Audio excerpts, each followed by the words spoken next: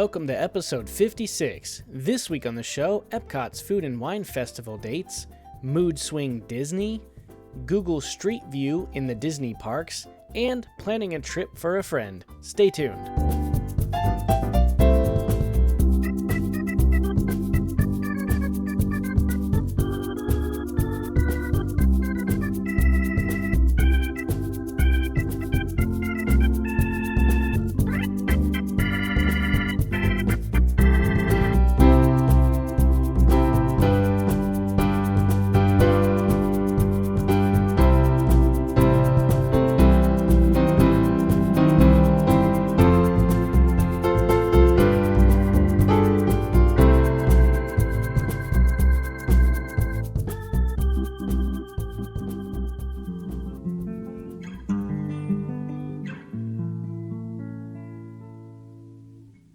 Let's all take a journey into imagination, where inspiration goes far beyond our world of space and time.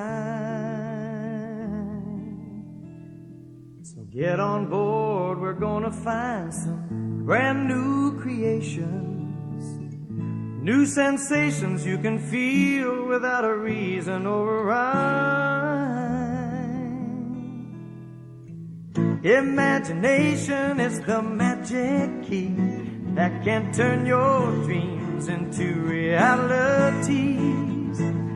Imagination films your fantasies while you soar above impossibilities. It has no limitation, needs no explanation, comes before creation. It's called imagination. Get ready for a rainbow-colored celebration, a revelation of what was, what is, and what can never be. And anytime you're longing for some new inspiration, imagination can always find a place for you and me. Imagination is the magic key that can turn your dreams into realities. Imagination films your fantasies while you soar above impossibilities. It has no limitation, needs no explanation, comes before creation. It's called imagination.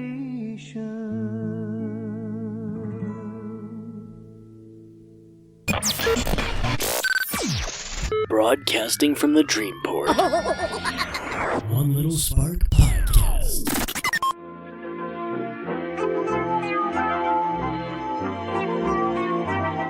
Welcome to the show, everyone. Rich here, and I'm joined, as always, by my co-host, Joey. Hey, Rich. How you doing? Good, man. So, how was your week this week? My week was pretty good. You know, we're doing a lot of construction at the office, so I've been busy moving furniture so the construction crew can come in and do demos on some walls. We're actually doubling the size of our office, which is very exciting, but also very frustrating because there's not really anywhere to work. So I've been working from the house, working from coffee shops, which I really enjoy, and probably going to do a little bit more of that, even though we're going to have more space at the office. But yeah, it's been a good week. We've been busy doing that during the day, and at night been going out, and last night we moved a fridge and got a new fridge, and that was like more work, but that was fun. That's nice. How about you? Fridges are good. My week was literally working all week. With me announcing the new job last episode, it's been basically like 60 hours this past week, and the week before was just the same. So I'm pretty tired. Finally have a day off, which is exciting. My feet are killing me, but it's actually not that bad. It's kind of a rewarding job, and the pay is just amazing. I'm basically making double what I was before. The benefits are great. It's a career job, so I'm excited about that. And I know eventually I won't be doing this hard labor as much as I am now. I'll move on to that. So basically all week has been just working. Other than that, I have exciting news, but I'm not going to share it yet. It's a guest that we're going to be having on in a couple episodes from now, and it's very exciting. So stay tuned for that. Now, you went to go see a couple movies, didn't you? Yeah, I like going to the movies. Anybody that's a Disney fan probably likes movies. So we went and saw Black Panther a couple weeks ago. We went and saw A Wrinkle in Time, and we just saw Greatest Showman. So we're trying to get in all the Oscar nominees as fast as we can, but they're starting to leave the theaters and head to Redbox. So I'm going to have to watch most of those probably at home. But just the other night, we took our daughter to go see Wrinkle in Time, which is, as everybody knows, a Disney movie. And, we're fans of the book. My daughter and I read it together about 18 months ago, and she really enjoyed the book. In fact, she reread it about a month ago, just so it'd be fresh in her mind before we went to the theater. Now, she's 10, so I would say she is like literally smack dab in the middle of the target audience for this thing. She is the bullseye, if you will, for what they were going for. And I think they nailed it because she loved it, and she couldn't say enough about it, even though there's certain characters that are not in the film.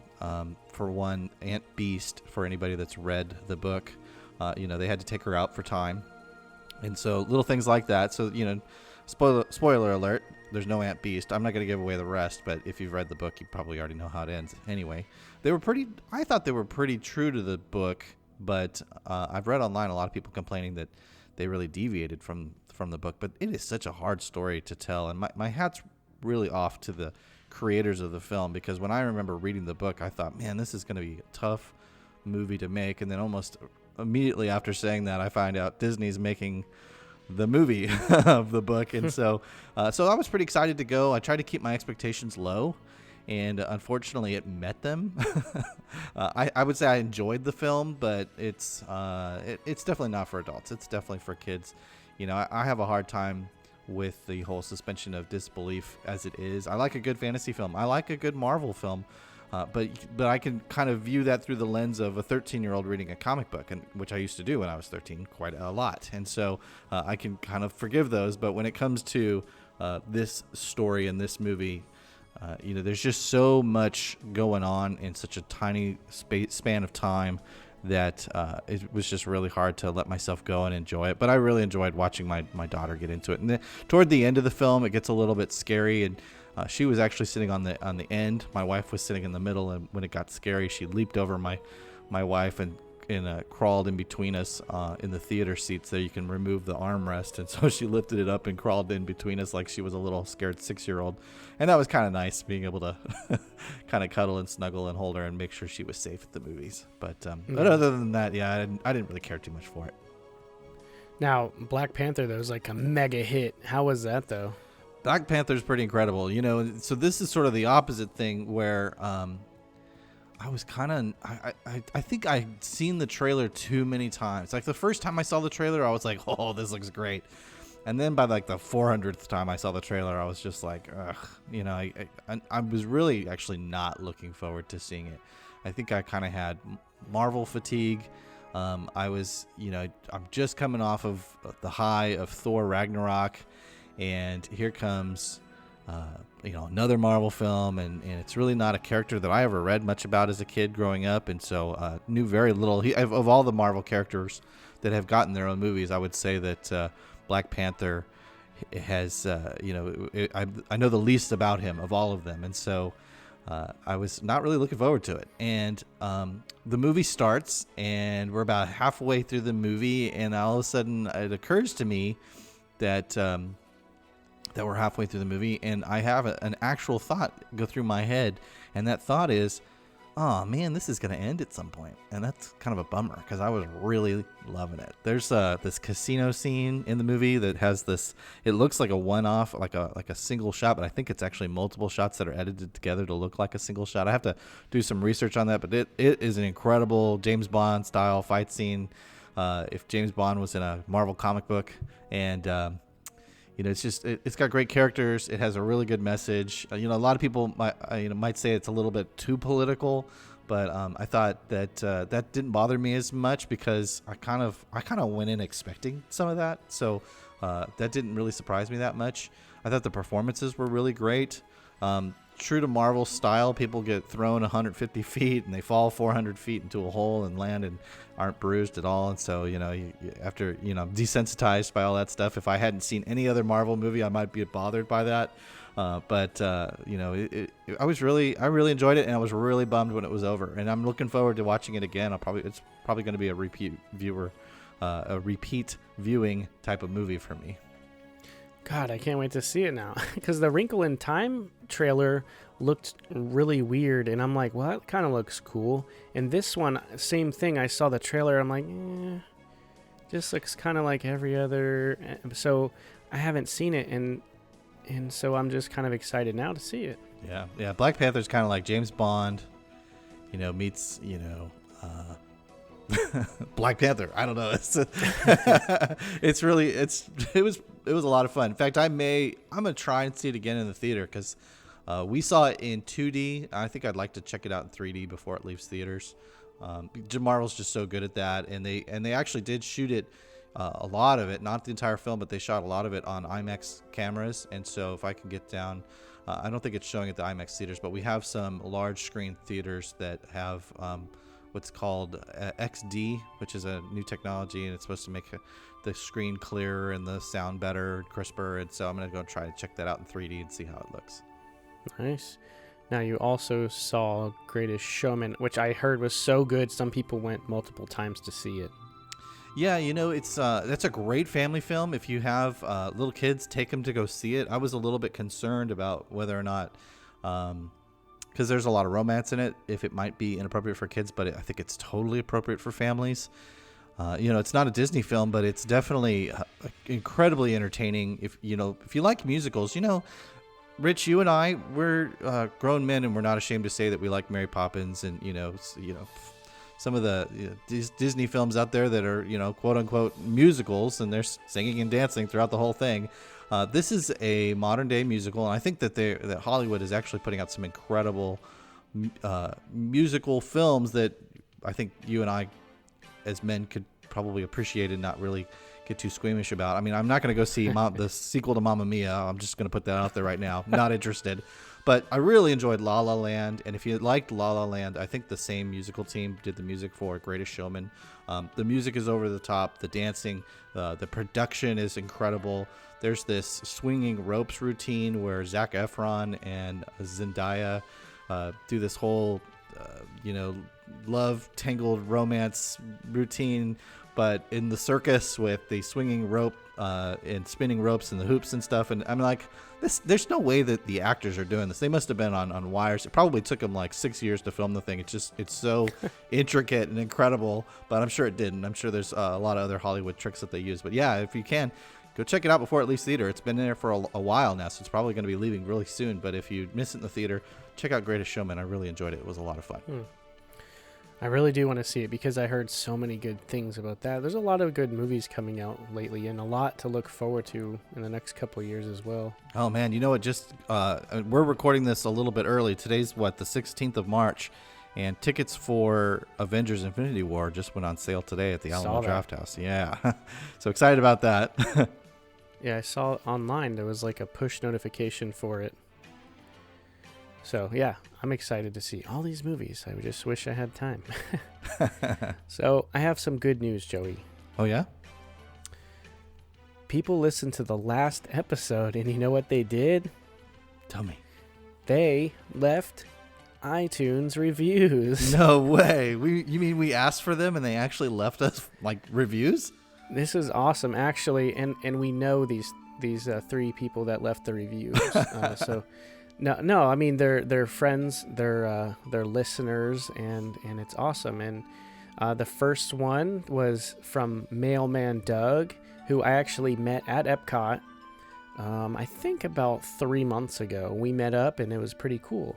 But he wrote, "Love to hear a local's perspective, and he hopes to be one someday."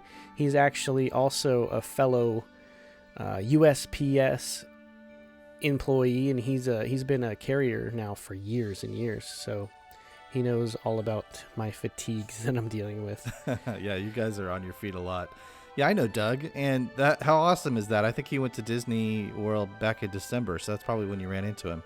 Yeah, The next one was from Vacation Maven, left on February 26th.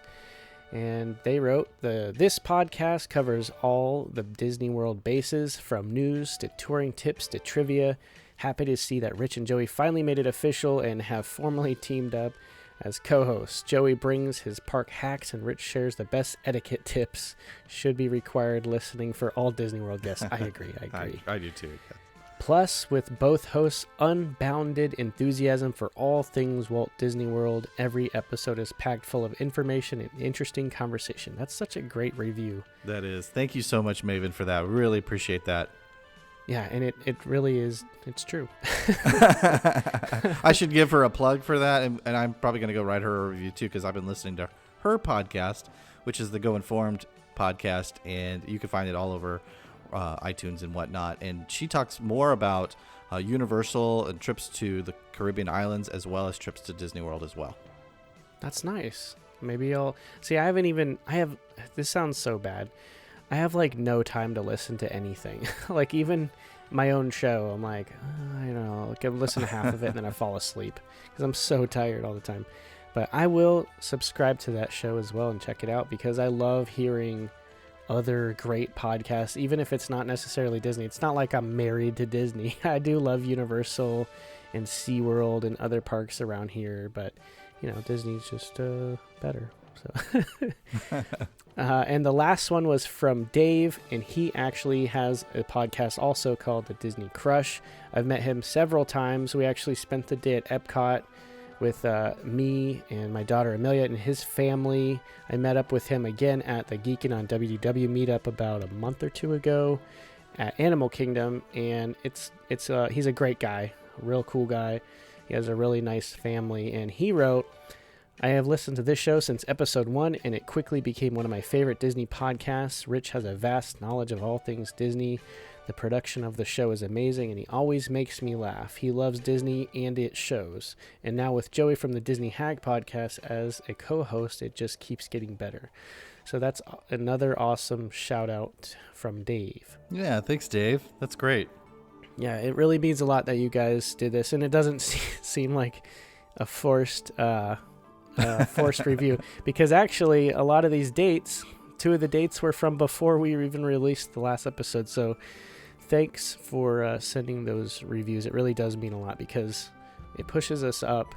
If I haven't mentioned it 1,000 times, it pushes us up the charts to be noticed by other Disney fans like you guys, and it just kind of spreads the show out so other people can check it out as well. Yep. And what should people listening do if they want to share their review and give us 5 stars, Rich?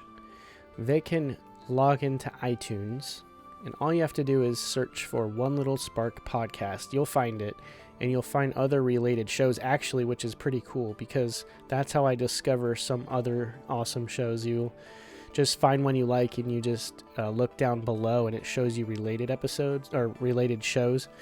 And there's a lot of our brother podcasts on there as well, like yours, as well as Theme Park Duo and things like that. So just go on iTunes and look up One Little Spark Podcast. You'll find it, and there's like 3 tabs up top. One says details, one says ratings and reviews, and one is related. The ratings and reviews, just click that, and you could see right down below that there's a button that says write a review.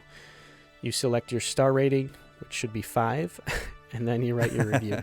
Written reviews actually count, I think, as more, right? Yeah, they carry more weight. Right. So, and they mean a lot. We actually get how you feel more than just 5, and then you leave and click out of it. Yeah. So it's awesome to actually read those and what you guys think. So other than that, if you don't have iTunes, because there's some people that listen on Google Play, Stitcher, SoundCloud, and other things like that, they all have their own version of rating a show. So another thing you could do to help out if you didn't want to leave a rating is maybe share the show whenever we put out an episode. Just share it to your page. There's some people that do that every week. It's like a religious for them. They auto share the episode releases, which it means so much to me as well, that they're sharing that with all of their friends, because it's a nice way to network the show. So share the show, or say, hey, I have friends that like Disney, and just kind of let them know about it, because it's not too long of an episode. It's perfect length for either driving to work or driving to the parks if you're local, or whenever, before bed or during work or whatever. I'm going to go share our show right now, Rich. Me too. All right, That's well, awesome. we do have a lot to get to, so we'll get to the show right after this. Before we get started with the news, I just wanted to congratulate Gabriel and Nikki Montoya from the Theme Park Duo podcast, as they announced recently that they are expecting a baby. Woohoo! Yeah, that's awesome. I know it's always a really exciting thing to feel, especially as you go along with the pregnancy and you see the baby moving, you see the heartbeat, you hear the heartbeat, and then you can, if you do the 3D thing, you can kind of see the face outline. Yeah, no, that's creepy. Alien. I don't know why people do that. Don't do that, people. Well, I did it, and yeah, it does. Especially when, here's the most creepy part, they like, they turn their head and like stare at you, even though it's an ultrasound. It's like staring wild. into the camera or whatever, and then they like blink with like these shiny eyes. It just, yeah, it is pretty creepy.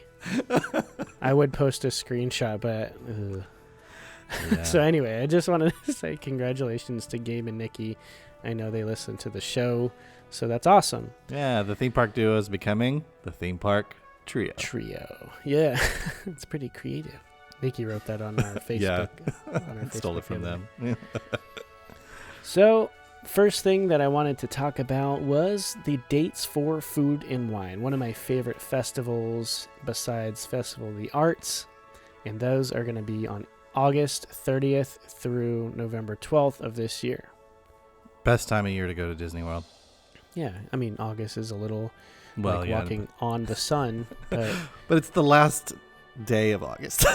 yeah, that's second to true. last day, something like that. Yeah. Yeah, the end of August, and then it's still summer through September, October, and November. So Late October, great time to go. yeah, Early November, yeah. food. Yeah, and hopefully I can friends. get out there for that. I would love to come out and hang out and taste all the food and drink some of the wine. True, I love food and or wine. Speak in a French accent.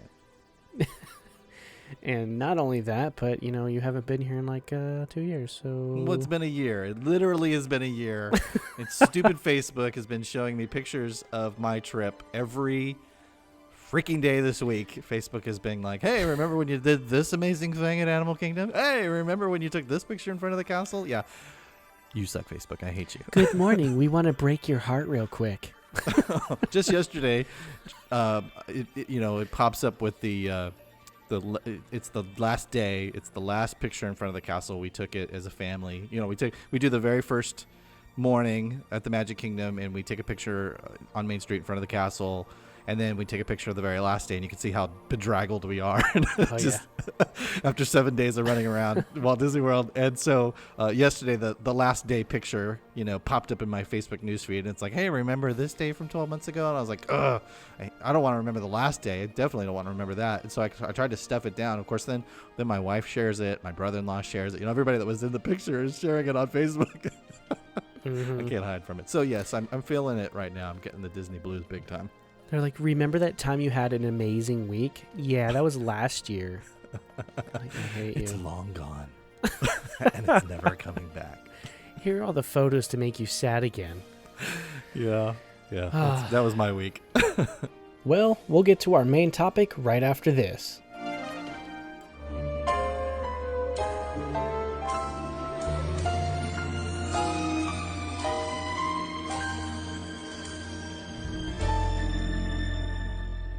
Hello everyone, this is Kelly from Epic Disney Escape, and I am here with my good friend, Christina from Epic Disney Escape. Yay!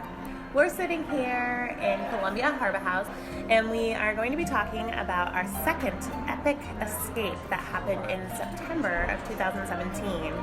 And we're going to be sharing our most epic moments from that trip. We don't know each other's moments, so this is going to be surprising for both of us. So I guess I will start since I had Christina start last time. In September when we went, we had two other ladies with us. and it was just a mom's trip away. It was really, really fun, and we decided that we wanted to do a little bit of a challenge during the trip, so we had made this challenge book, which was an actual book that we printed out with challenges for 4 of the parks. The Epcot challenge had 5 things you needed to do in each of the countries. One was eat something. The second was try on a piece of clothing. The third was talk to a cast member and have them teach you how to say, hello, how are you? The fourth was do something musical. And the fifth was do the main attraction in that country. So for the musical one, not every country has something musical that goes on. So in one of the countries, we decided to just ask the cast members to sing us a song to make us be able to complete this challenge. And in Norway, when we asked them to sing us the song, they sang their version of Happy Birthday. And it was just so wonderful because it brought joy to them to just sing it. There was 3 of them there that sung it, and they just really, really enjoyed sharing that with us. It included like waving back and forth and clapping their hands and doing a little spin. It was really, really cute. And just one of my favorite memories during that trip was when I fell in love with Epcot, because before that I was just focused on Future World and going on the rides, but being able to go into each of the countries and do those things was amazing. So I just really loved doing that. How about you, Christina? I really liked that part too. Oh, good. For me, was also one of the challenge things, except for, maybe I'm in a rut, but trip 2 was also about Tower of Terror. I promised trip 3 was next. My favorite part was actually for our Hollywood Studios challenge. We had to ride Tower of Terror 13 times in a row, and we also had sub-challenges like make a silly face or get someone to ride again with you, and we dressed up like the year before. The cast members got really into it, but we asked nicely, and first time the answer was no, but we asked it again, and we were able to get our very own elevators, not just Kelly and I in one. We had done that the previous trip, and then also this trip we ended up having that a bunch of times. But then they stuck us on an elevator. Kelly got her very own empty elevator, and I got my very own empty elevator. Kelly really liked it, but for me, I basically died. That was my bucket list, and so that was just really amazing. And I have the photo, and I'm gonna frame it and put it on my wall. So. Yeah. So in our previous trip, our first trip, she had actually told me that that was like her dream in life, to get her own elevator. So I was so super, super happy for her to be able to do that. You know, I love Tower of Terror, but I was just like, we already rode it by ourselves. You know, it's not that big of a deal. But she wanted her own elevator. It was so great. Anyways, I hope you like listening to our segment, and if you're looking for more epic experiences or epic magic, check out Epic Disney Escape on Facebook and Instagram. Thanks for listening.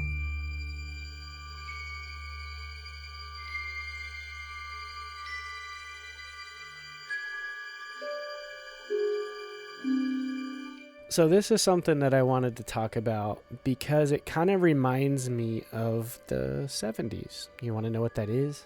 I do. Well, it's recently with this whole thing that Disney's doing where they're like, should we or shouldn't we, or maybe we should? No, I don't know. Well, first of all, we heard about these parking overnight fees that they're adding with like $20 here, you know, depending, or it's X amount of dollars depending on the quality of the resort.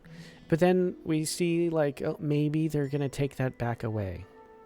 And it's kind of the same principle of the Citrus Swirl thing. They're like, yeah, we took it away. Anyway, here's your other one. And then like 2 days later, they're like, just kidding, LOL.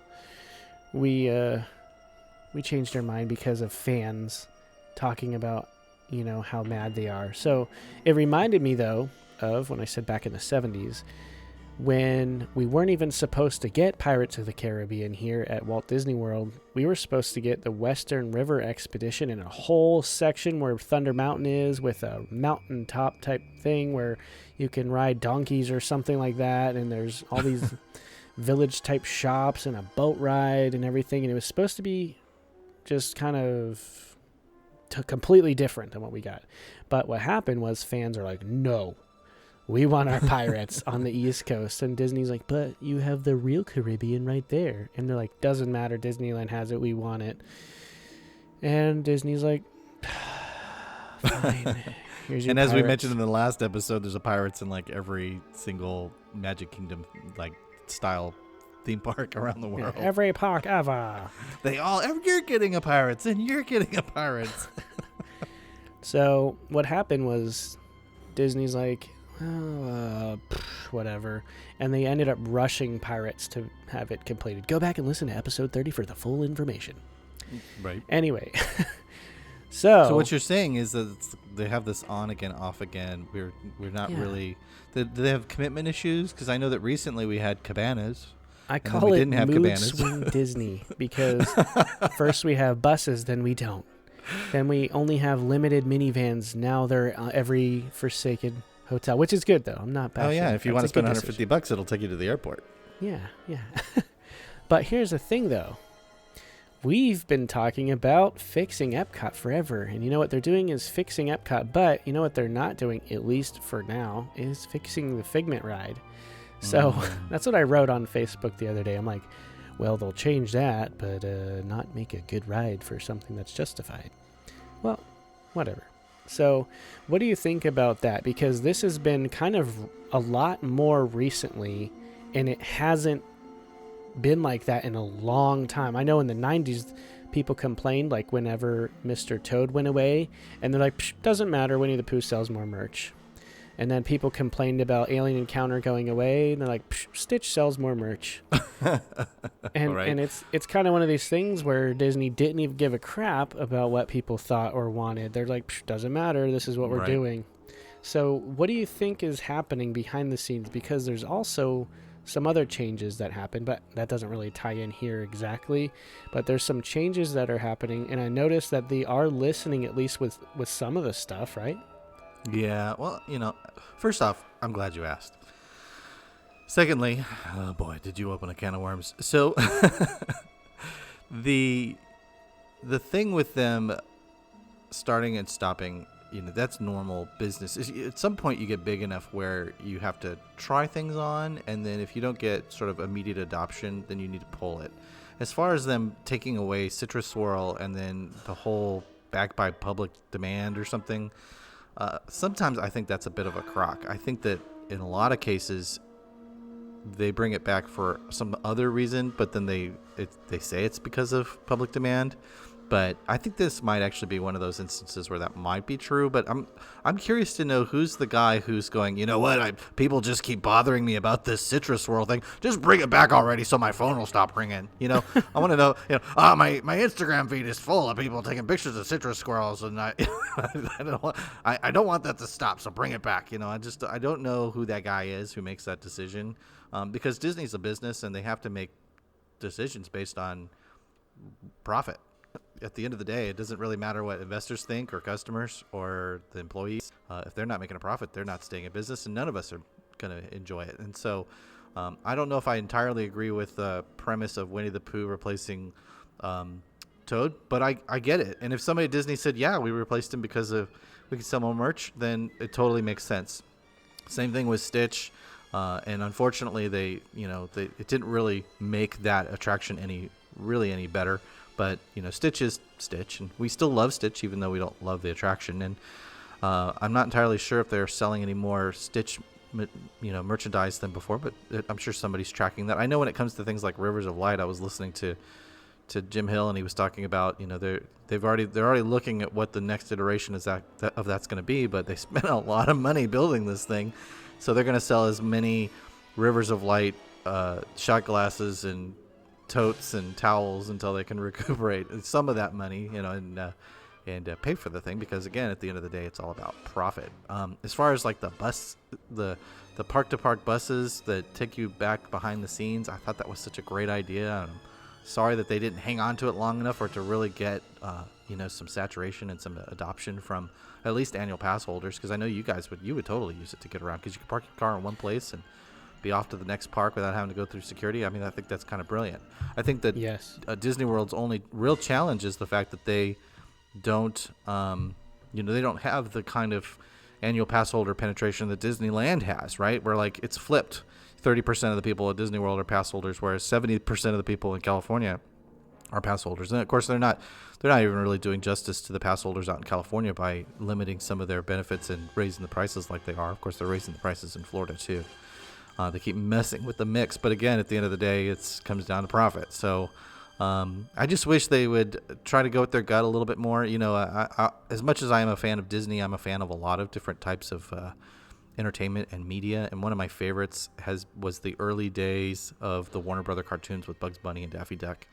And I have a book by Chuck Jones where he talks about, you know, how there weren't any focus groups. They weren't polling people for their opinions. They were just making things that made them laugh, things that made them feel good. And I wish big business had the capacity, had the cojones, if you will, to just say, you know what, let's make something that makes us laugh. And let's make something that makes us feel good. Because I think that's kind of what the creators of Thor Ragnarok did, right? They broke the mold off of the old Thor model to go in a new direction. And I think they created the thing they wanted to see, and we all liked it. Right? I'm sure they focus grouped it. I'm sure there was some big mucky muck at Marvel and Disney that was saying, you know, hey, let's get this in front of some people and see if they like the ending. Because that's just how the Hollywood engine runs these days. But yeah, it'd be nice to have them kind of make some attractions every once in a while that are just because Imagineering has found something that everybody in the Imagineering office loved, and they just didn't focus group it. They just created something that made them feel good, made them laugh, entertained them, made them glad that they were going to be a part of something, and put it out there, and just hold on to it long enough, keep it around for 5 years to let people realize it's there and to fall in love with it as well. Yeah. See, I definitely agree with that, because I've said that so many times on the show. I said, give Imagineering a bucket of money and let them go to town. That's probably what they did with Epcot. They're just like, do this. And then they just did these amazing things over there. And it's kind of like what I do with this show is I heard a bunch of things that I liked from other shows and had some ideas, and I just do what I want with the format of the show. You know what I mean?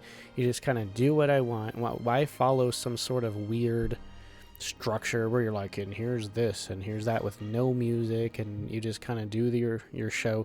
But I said that about Journey into Imagination. I'm like, give them money and let them go to town and just turn your head away. Let them have fun with it. And it's other decisions where they do listen to the fans or kind of notice trends. Sometimes they're a little bit too late and also oversaturated, like all the rose gold stuff. Yeah. There's like rose gold everything. And now I actually recently saw this story online about the purple wall getting enhancements soon. And that's something that's also infamous because they have the hat that says like, take me or meet me at the purple wall or something. Yeah. And they have other stuff, and now they're supposed to have, quote, newly enhanced section that's sure to be a crowd pleaser. Whatever that means, it's a wall. But it's stuff like that where they take these things that are popular either by them or infamously just like that wall, which is just a transitional wall from Main Street to Tomorrowland. Yeah. But it's like the casting door, and you know, there's so many other things: the bubblegum wall, toothpaste wall. You know that now that they're the fungus wall. Now that they're exactly the moss wall. Yeah. Now that they're recognizing that people are gonna, you know, hey, this is really good promotion for them. I mean, people are taking pictures there. It's becoming a thing, a meme that's taking on a life of its own. Why not, you know, juice that for all they can get so that we can start hating it and go do something else.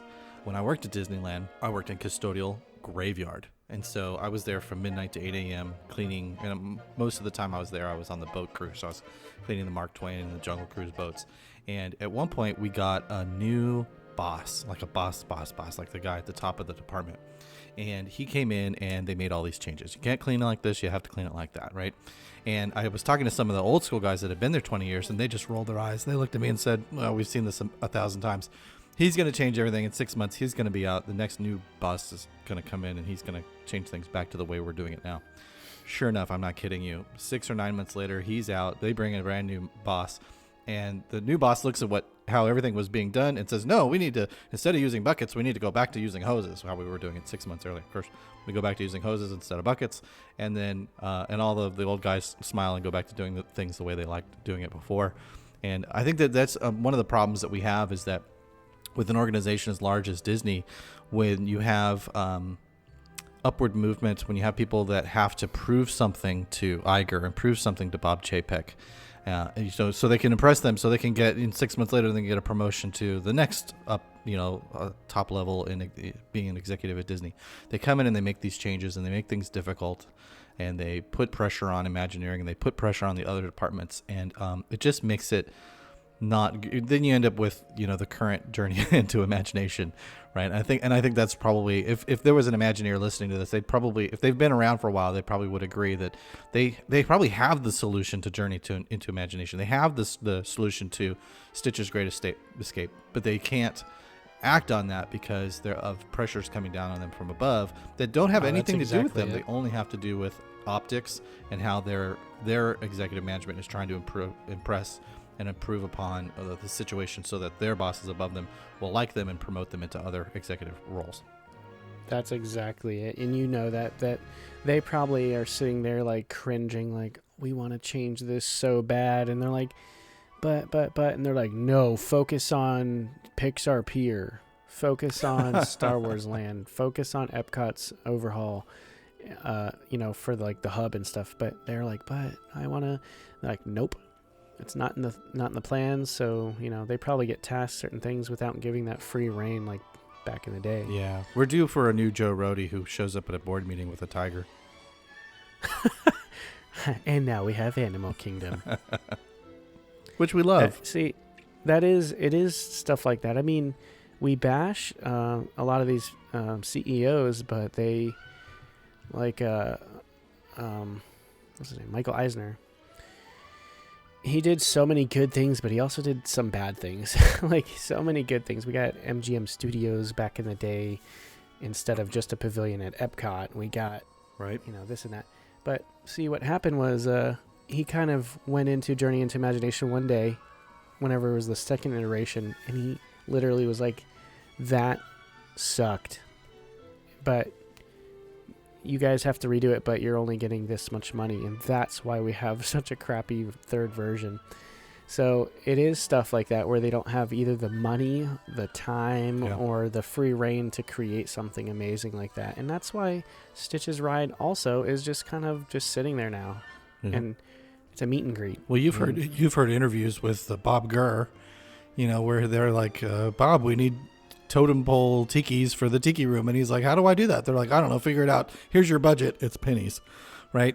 And he would just figure it out. He got a fork and started digging into a piece of clay and shaped and molded what we have today. And so that it's okay to give them a small budget on it's the Imagination Pavilion. For goodness sakes, use a little imagination and come up with a way to make these things last 50,000 shows a year. 500 shows a day or whatever. It is true. You see those old clips of Imagineering way back in the 60s and 70s and stuff, and there's like a whole warehouse of like gadgets and things moving all over the tables, and you're like, God, how fun would it be to walk around there? It's all their ideas being created. But I bet you now it's probably not. It's probably more like computer CAD designing and in like office cubicle style. That's how I picture it now. It's like they're wearing like collared Disney shirts and they're just like, well, time to go sit at my cubicle from 8 to 5 today and come up with a script for this and a thing for that. I don't know. That's how I picture it. Maybe I'm wrong. Maybe someone should offer us a tour. I think that would be great. Yeah. That's a wonderful idea. So it is a lot to talk about and a lot to think about whether Disney is mood swing Disney these days, where they're like, should we cave or no? Should we stick to our guns? So yeah, I can just see the meeting where they're like, hey, let's put out that we're going to charge for overnight parking at the hotels, and if they love it, then we'll keep it, and if the guests are like, no, we don't like that, then we'll take it away. But here's the thing, too, though.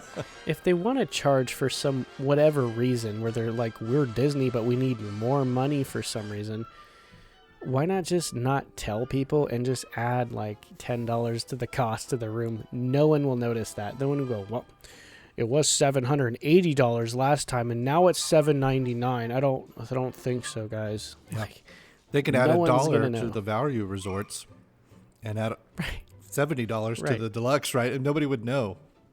Yeah, they wouldn't know because whenever you book a room, you're like, that's where I want to stay, and that's the week I want to stay, and that's the price. So there's nothing around it. And it's the same thing with that convenience fee for a microwave in your room. Yeah.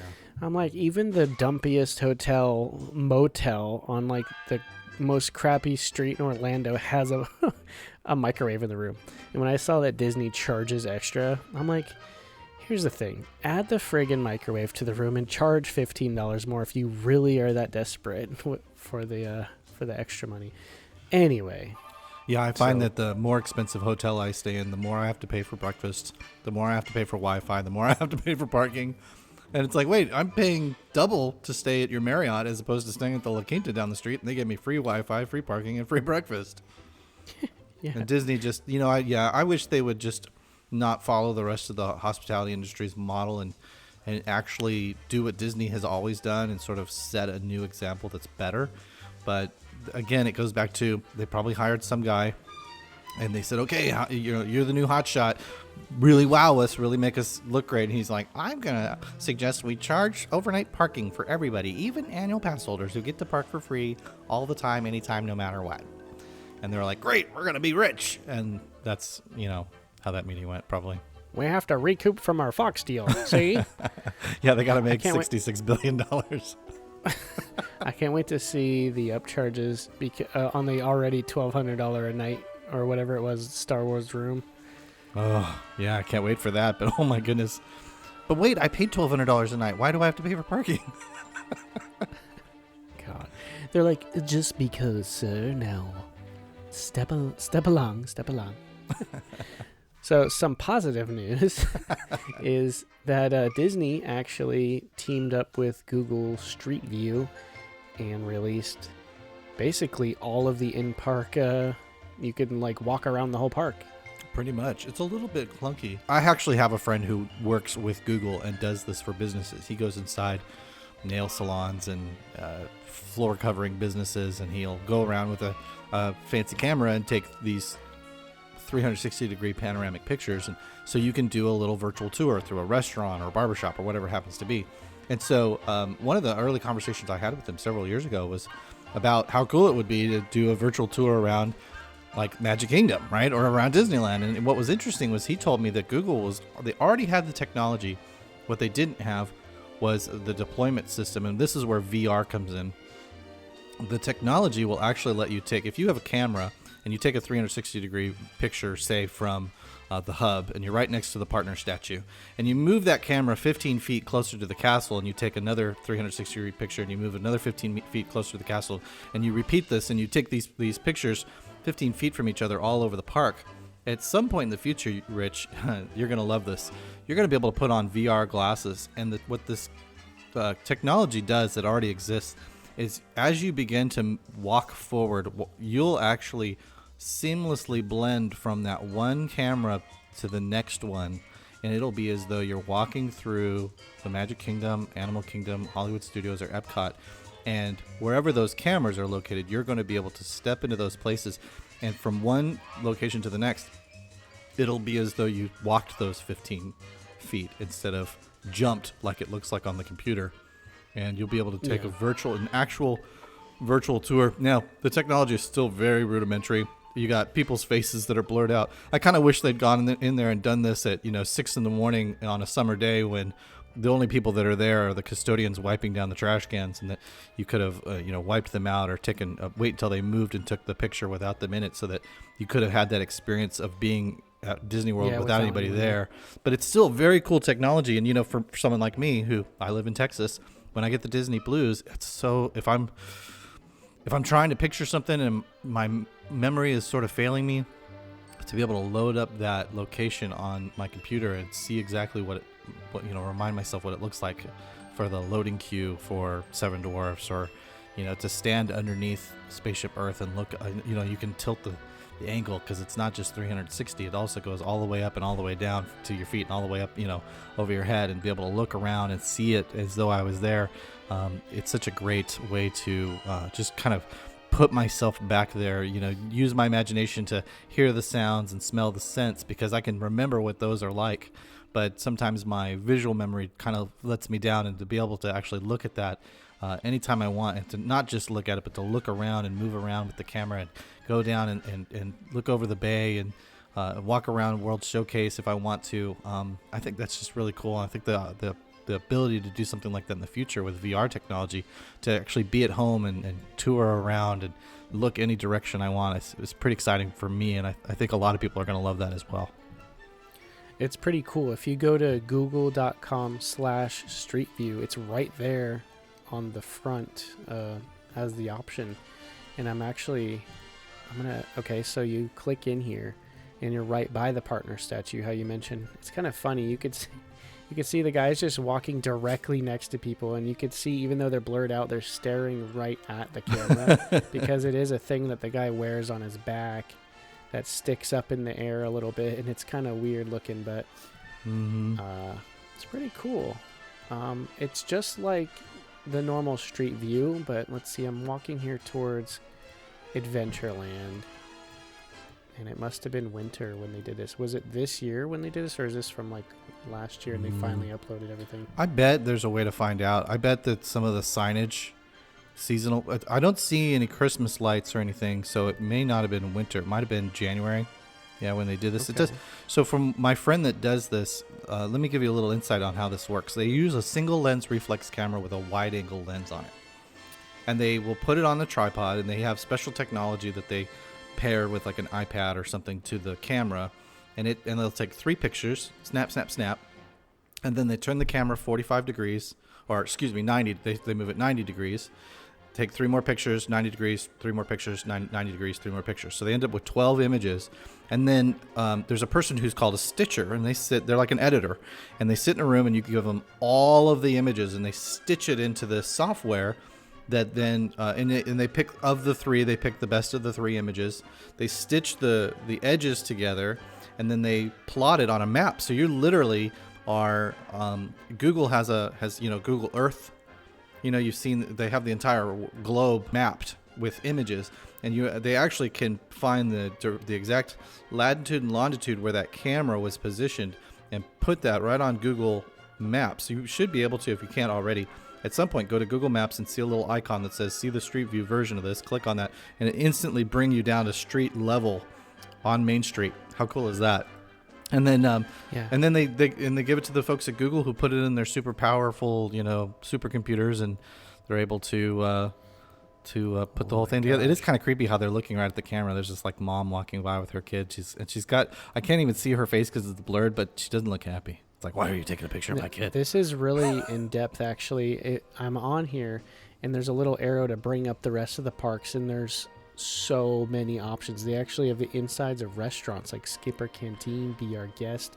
So if someone who can't get in here, they have a ton. They even have Build-A-Bear in here at Downtown Disney at Disneyland, Cinderella's Royal Table. That's awesome. So if you're planning your trip, a lot. I would, if I was still doing the Disney hack, I would have a whole episode around, how to use this technology to plan your trip. If you want to eat at Skipper Canteen, but you've never been inside and you're curious what it looks like, use this to find out what it looks like. After you're done with your trip and you were sitting in a really interesting place and you noticed some artwork on the wall that you wanted to tell a friend about, but you didn't pull your camera out and take a picture of it, go on here and go find that corner of the room and zoom in on it and show them this really interesting thing that you saw there. Yeah, this is awesome. Actually, it's a lot cooler than I thought. And but real quick, I thought that Google used one of those where it has like a bunch of cameras all facing all of the directions. They do on their cars, and they actually they actually have done this in the Saharan desert. They put one of those bubble cameras that you see on top of the Google Street View car, and they put it on a camel and marched it through the Sahara. In fact, you know what? I'm looking at one of the pictures, and I think I see a shadow. They might have done this by bicycle, and they might have actually used one of those Google Street View cameras that you see, because I can see the shadow of the guy on the bike. I can see his ball cap, and I can see that bubble camera. So I bet that's what they used to actually photograph these, because they're the ones that have that technology. They have that camera equipment, can do that. And that's what it looks like. I even saw in the past they had people walking down the beach. It wasn't even on a road. It was, oh, here's some stuff. Okay, this looks like they were setting up for Flower and Garden because it looks like the walls up at Epcot to cover the butterfly garden. So this is recent, actually. It had to have been around January then. And there you go. Yeah. They have all the Flower and Garden flowers up. So this is really cool. So make sure you guys go check it out. And actually, I'll be messing around with this later to look at Shanghai and some of those other places I'll probably never get to go to, or not for a long time. Well, imagine when you do get ready to go, how cool it would be to kind of get the lay of the land before you go. Yeah, or just find your favorite spot in the street view and then play the music. Be a little nostalgic. They even have the water parks in here, and it looks really cool. This is actually way cooler than I thought it would be. I thought it was just the four parks here, Disneyland, but they have they even have the Art of Shaving store at Disney Springs. That's crazy. So, all right. So for today's topic, this was kind of a fun idea that Joey had, and what we wanted to do is actually see if, what was it, Joey? Do you want me to frame it for you? Yes. Okay, so we talk about going to Disney World a lot. You obviously go a lot, and I know that you have your favorites and your least favorites. Obviously, you talk about them quite a bit, which is great because I'm totally in sync with you on that. But I want you to imagine, Rich, that we've been friends for years, and I'm coming to Florida. I just finally decided to take a 4-day weekend. I'm gonna fly in early on a Friday morning. We're gonna go to Walt Disney World Friday, Saturday, Sunday, and I'm gonna fly home Monday morning. But I'm completely at your mercy because I've never been, and all I know is that I dig this stuff, but I wouldn't know what I don't know because I've never been. So I'm asking you as my friend and as a local to say, plan my trip. Tell me where to stay. Tell me where to go. Tell me what to do. Tell me what to see. Tell me what not to see. And so I just kind of want you to go, okay, and give me like the 15, 20, 25 minute, rundown of what you would do if this actually happened to you. Well, what I would do, it depends though, because a lot of people have different preferences. You're welcome to ask me questions if you want to know. Then that might help. Okay, that makes sense. I want you to think of this so, less like a travel agent, more like a tour guide.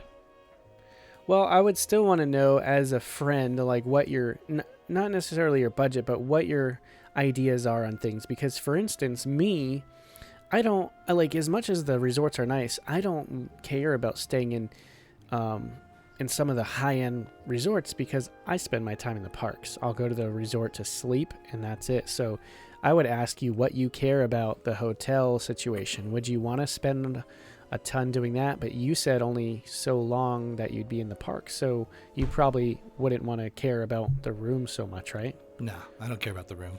I mean, it'd be okay. So if I was going to stay for maybe 2 weeks, then yeah, that might matter because I'd spend a little extra time. But if I'm only going to be there 3 days, I'm going to spend all 3 of those going to parks. Okay, so I would say stay at Pop Century, or like All Star, something like that. So then I would ask you how you cared about your eating situation. Do you want to do the dining, or do you want to do quick service and not care about the restaurant so much? I've heard about some of the great dining on property. I've heard about Tiffin's. I want to check that out. I know that there's like a bar you can go to and order Tiffin's food and eat it, sort of outdoors on a patio. Lounge. There's I know that like a lot of like around Animal Kingdom, so now I want to check out. So there are some sit down places I want to eat at, but I don't want to go to like Chef Mickey's. I might want to go to Ohana. I might want to go to Whispering Canyon. There's some places I've heard of, but I haven't eaten at any of them. I mean, I have, but for this scenario, I haven't eaten at any of them. And so I like food. I'm willing to pay, I'm willing to do like one sit down a day. And then the rest of the time, it's going to be snacking on churros and popcorn and eating quick service, getting a sandwich, and just heading to the next thing. Okay, so what I would do is I would probably tell you what to avoid and what to do in each park. So let's start with the first park, Magic Kingdom. What I would say is I would definitely make fast passes for the Three Mountains or Seven Dwarfs. I'm trying to think of. So, what wouldn't you want to do as far as the thrill wise would go? Would you want to do any ride there, or would you want to skip certain types of rides or shows? Well, really, it comes down to based on what you know. And I know you're asking me, like, what are my preferences? But my preferences, I'm in your hands, Rich. Okay. Give me a good experience. So, what if it was me? What I would do is definitely hit up the 3 mountains. I would try to hit Seven Dwarfs only because it's pretty new. It's not the worst thing. I like the technology in it. It is kind of small, like the seating, the chair wise, but it is kind of cool of what they did in there. I would say as far as, okay, let's go around the lands. That'll probably be easiest. I would say definitely do Pirates because it's a mainstay. I would definitely do Splash Mountain. I would definitely do Thunder Mountain. Haunted Mansion is a mainstay. I would skip Peter Pan. I would skip It's a Small World because I would do it at Disneyland instead. And knowing that I've been to Disneyland before, I mean... Oh, assuming you haven't been to Walt Disney World? Yeah, but I have been to Disneyland. Okay, let's go with that then. I would skip Small World, skip Peter Pan, skip Winnie the Pooh, skip the Teacups. I would skip The Little Mermaid. I would, even though this is for toddlers, I would have you do Enchanted Tales with Belle. Oh. Only because it's a kind of cool technology that they got going on in there. Yeah. I would have you do PhilharMagic. I would skip the Carousel if I didn't say that already. I would skip the Speedway. I would make you do the People Mover, Space Mountain, Monsters Inc. Laugh Floor. I would skip Stitch. What about Carousel Progress? I would make you do that, Carousel Progress, because of the history behind it, and it has like a lot of dad jokes in there. Like if you weren't familiar with it, I actually always loved it, even as a kid. So make you do that, and then I'd make you do the train because I like the train, and then I would make sure you skip Festival. Actually, I'd make you see Festival of Fantasy because it's not the worst. I've just seen it 100 times. And then I would make sure for sure you saw Happily Ever After. I'd skip Once Upon a Time though, and as far as restaurants, I would have you eat at either the Plaza, Be Our Guest.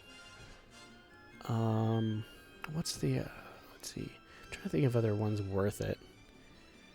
I think all the rest are not that good. As far as quick service, there's a handful of good ones. Like Pinocchio's Village House is good. What about Cosmic Ray Starlight Cafe? It's good, but it's like the same Disney burger you get at everywhere. So the food's not so great, even though you get a little bit of a show. Yeah, but even then, I would skip. Seeing Sunny Eclipse isn't really something that you got to see, per se. I would, and then I would have you see the trolley show on Main Street in the morning as well. I forgot about that. And also the rope drop show isn't what it used to be, but it's still pretty fun, especially if you're excited to go to Magic Kingdom. It's the first time you see the castle and you see that welcome show with all the characters. There's a little bit of singing and stuff like that. And then they do a little bit of fireworks and then they drop the ropes. So that's exciting. So that's what I would do at Magic Kingdom. At Epcot, I would make sure you see the Janitors and right in the morning. Spaceship Earth, you have to do that. I would skip Mission Space. Do Test Track for sure. I would make you do Soarin'.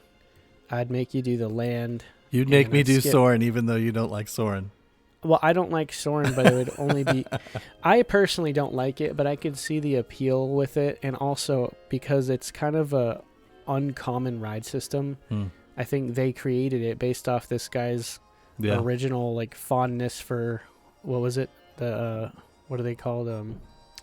Yeah, I know what you're talking about. I forget. It's a little toy from like back in it. There's little things that connect all the Richter set. Yeah, Richter set. Yeah. Richter. Okay, Richter set. Yeah. So I would make you do the land. Okay. I would skip Nemo. Okay. And I would actually force you to do Journey into Imagination, and then I would explain to you why it's horrible now and it used to be good. While we were walking to the next thing, you'd play the YouTube video of the original. And as far as the World Showcase goes, I would have you do all of it because I love World Showcase and I love everything about it. There's not really much I dislike besides the bottleneck issue in Mexico. Yeah. And that's pretty much it. Actually, I love every single thing. I'd make you spend like either a whole day in the World Showcase or rush through Future World. Oh, I would. Speaking of Future World, I'd make you try the Beverly. Oh yeah, thanks. No, I'd be it's like, good. "Here, Try it. Try this amazing Italian drink. It's so friggin' fresh. This is everyone's favorite. Okay. How is Heading nothing over- there good? I think that whole thing. It's like Club Cool. It's like this isn't cool. This is torture. Yeah. Here's Club Cool. 90s techno, sticky floors, and gross drinks. And they used to have like this little snowball fighting room where you can like throw snow at each other. Oh, that'd be cool. That's pretty much it for Epcot. So I would make you everything see at World Illumin- Showcase, it's so funny. Yeah, it would take a day. Usually we take a day just to kind of slowly walk around World Showcase. peruse the countries. I would actually still have you see Illuminations too, because even though it's slow paced, it's still pretty good. And then let's see, the next one is Hollywood Studios. You would definitely do Tower of Terror, definitely do Rock and Roller Coaster, and that's all the rides. I'm just kidding. Wait, what about Indiana Jones and Star Tours? I forgot Buzz Lightyear at Magic Kingdom. I would have you skip that. Oh, okay. It's okay that you forgot it then. Yeah, I forgot because it's. Did we talk about places to eat at Epcot before we? All of All of World Showcase. yeah, it's all good actually. So we're gonna be I don't eating think around I've the had world. anything. Eating and drinking around the world. Got it. Yeah, as far as food goes at Epcot, let's see. Let's say okay, Future World. I would skip everything besides the land, and that's it, because everything else is actually there's like not really much options. There's the what is it? The Electric Umbrella. Yeah. And there's the one next to Nemo. Which Well, they're is building seafood. that restaurant that's supposed to be like eating in outer space or something. Yeah.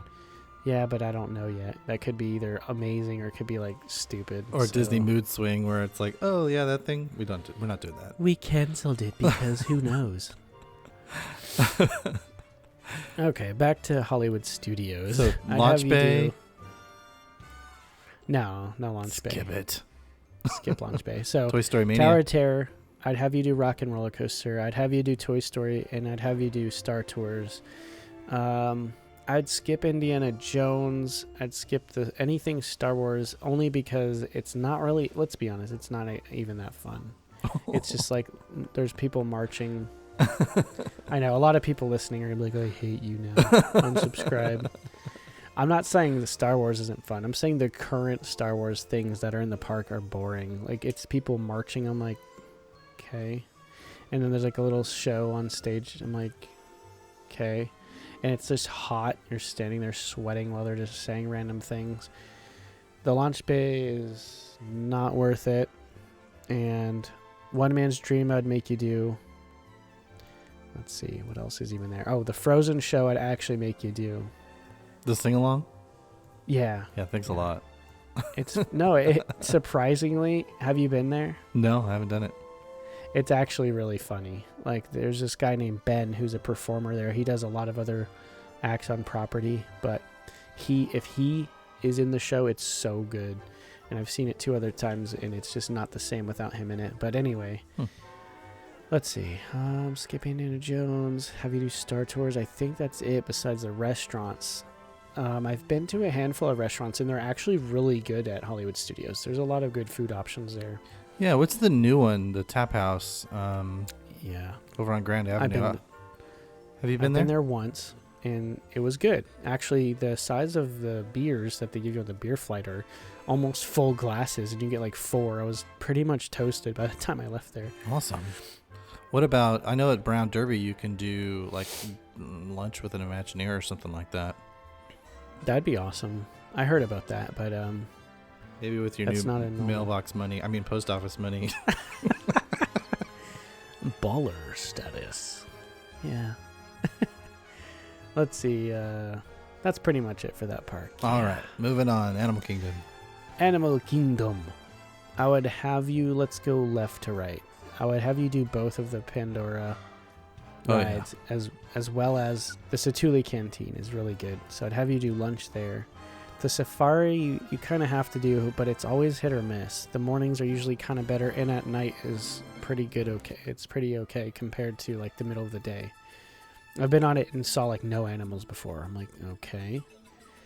I would have you skip the train over to Rafiki's Planet Watch. It's garbage. I would make sure you see the Lion King show because it's amazing every time I see it.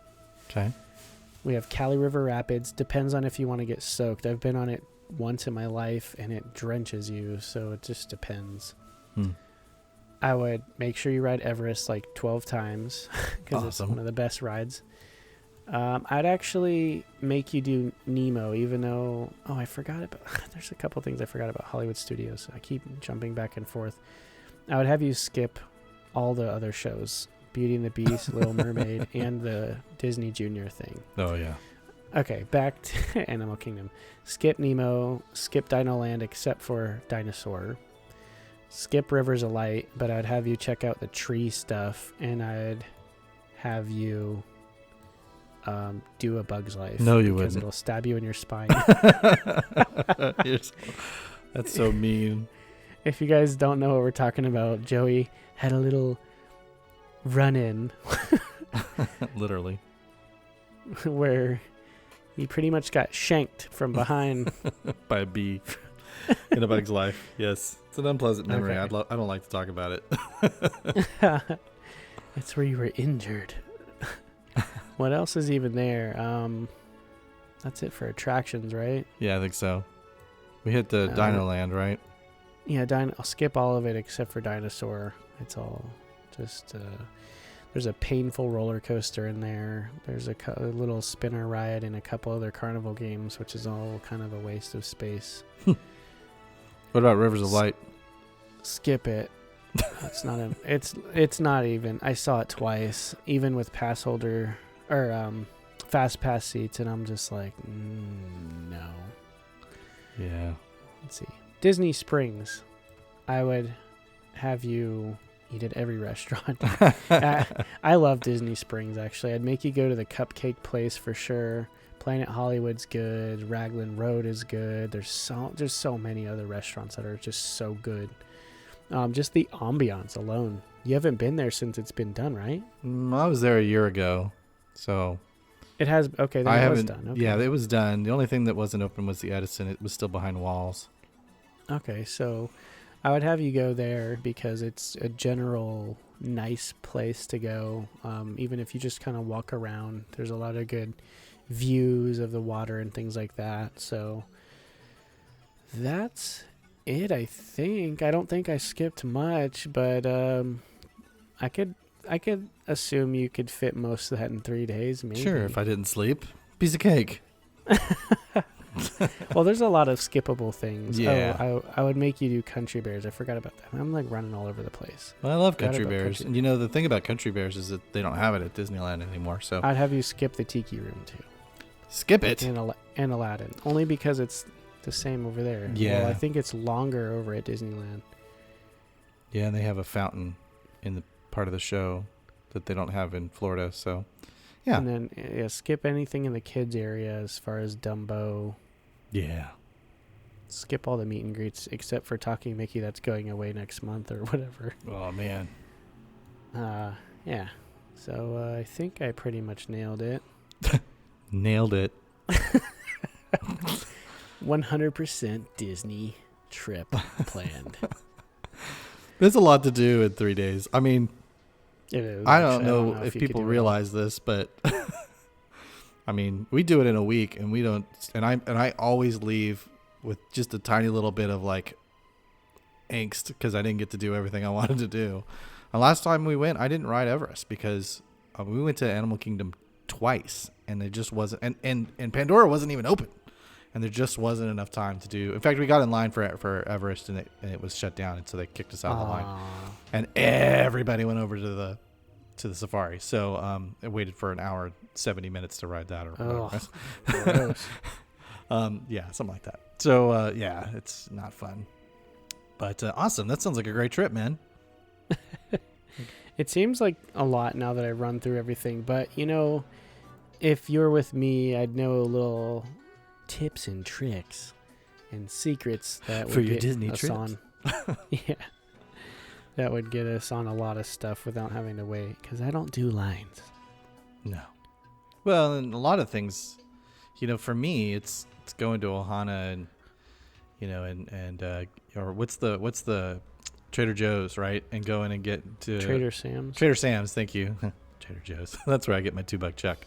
Go to Trader Sam's and getting, the Dole Whip, right? And Oh yeah. And a little alcohol in there. yeah, right. And doing that and then going to it's the experiential stuff, not necessarily getting in line for Space Mountain because there's a 105-minute wait, and that's the shortest it's going to be all day.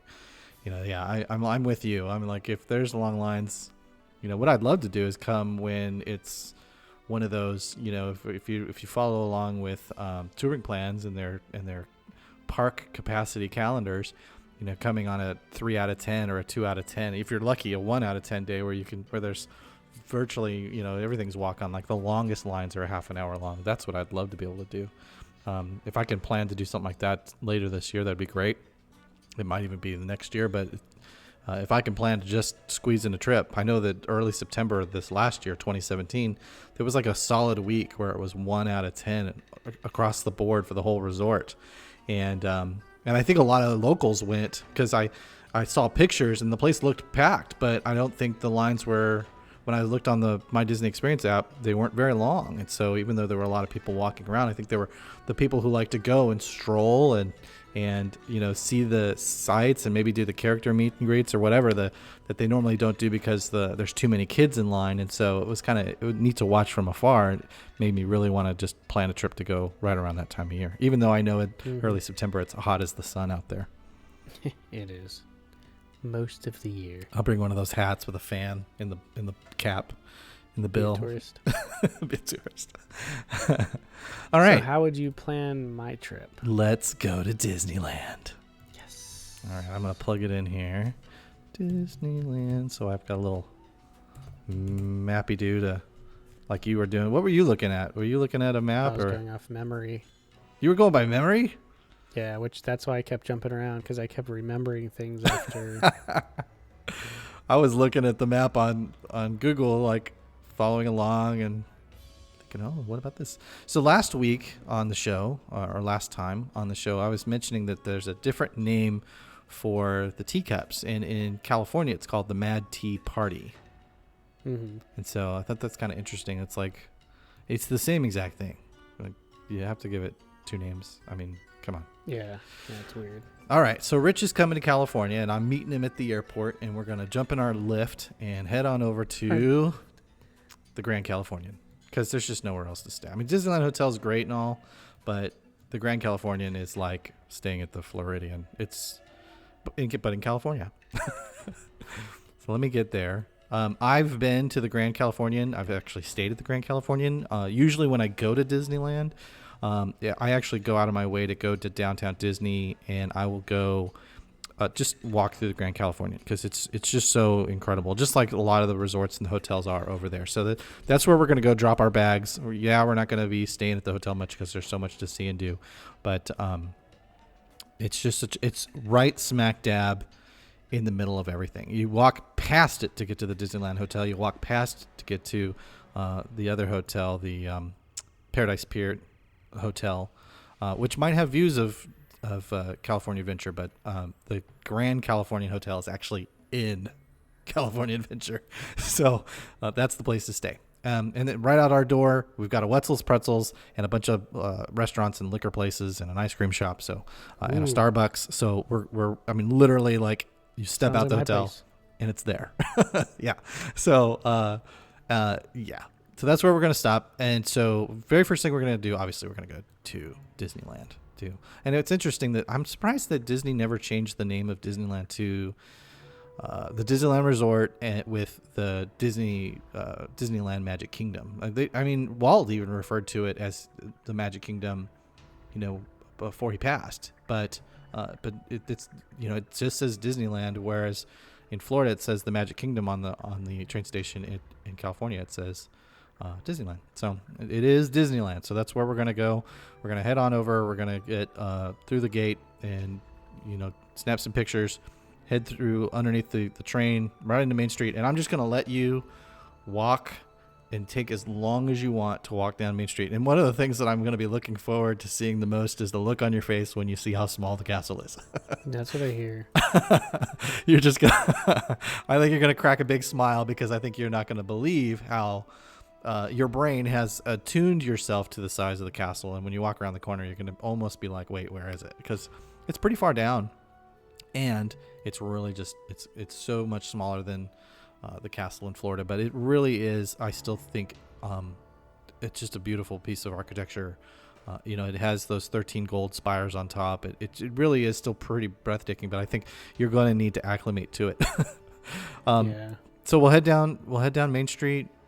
Take as long as you want. Just smell the smellitizers and all the different things. Look in the windows and see all the stuff. And of course, I know a ton of stories of the people in the windows. I know the stories about each individual shop and what they used to be and what they are now. We'll go in the magic shop and look around there. We won't spend a whole lot of time, like the whole day there, but I do want to give you a chance to get the sense of what it's like. One of the things that you're also going to really dig is right when you come out at the end of Main Street toward the hub, you're going to get your first really up close. You're going to see the Matterhorn from afar. You're going to see the Matterhorn from the highway driving in from the airport, but you're going to see the Matterhorn from inside the park for the first time, and it towers over the castle. It looks really cool, and it's going to be a perspective I don't think you've ever had. In fact, if you want, go to the Google Street View of Disneyland and go check out what that looks like, because it's a pretty cool sight to see. And early in the morning when the sun is low and it's shadowed on one side and the air is crisp and cool, it really, when you look up at the castle, you almost get a whole different feeling in the air of how cool and crisp it is looking at this snow-capped mountain. Going left to right, just like you did, we'd go into Adventureland, and there's not a whole lot to do there because it's a lot smaller than the Adventureland in Florida, but you got the Jungle Cruise and you have the Indiana Jones Adventure.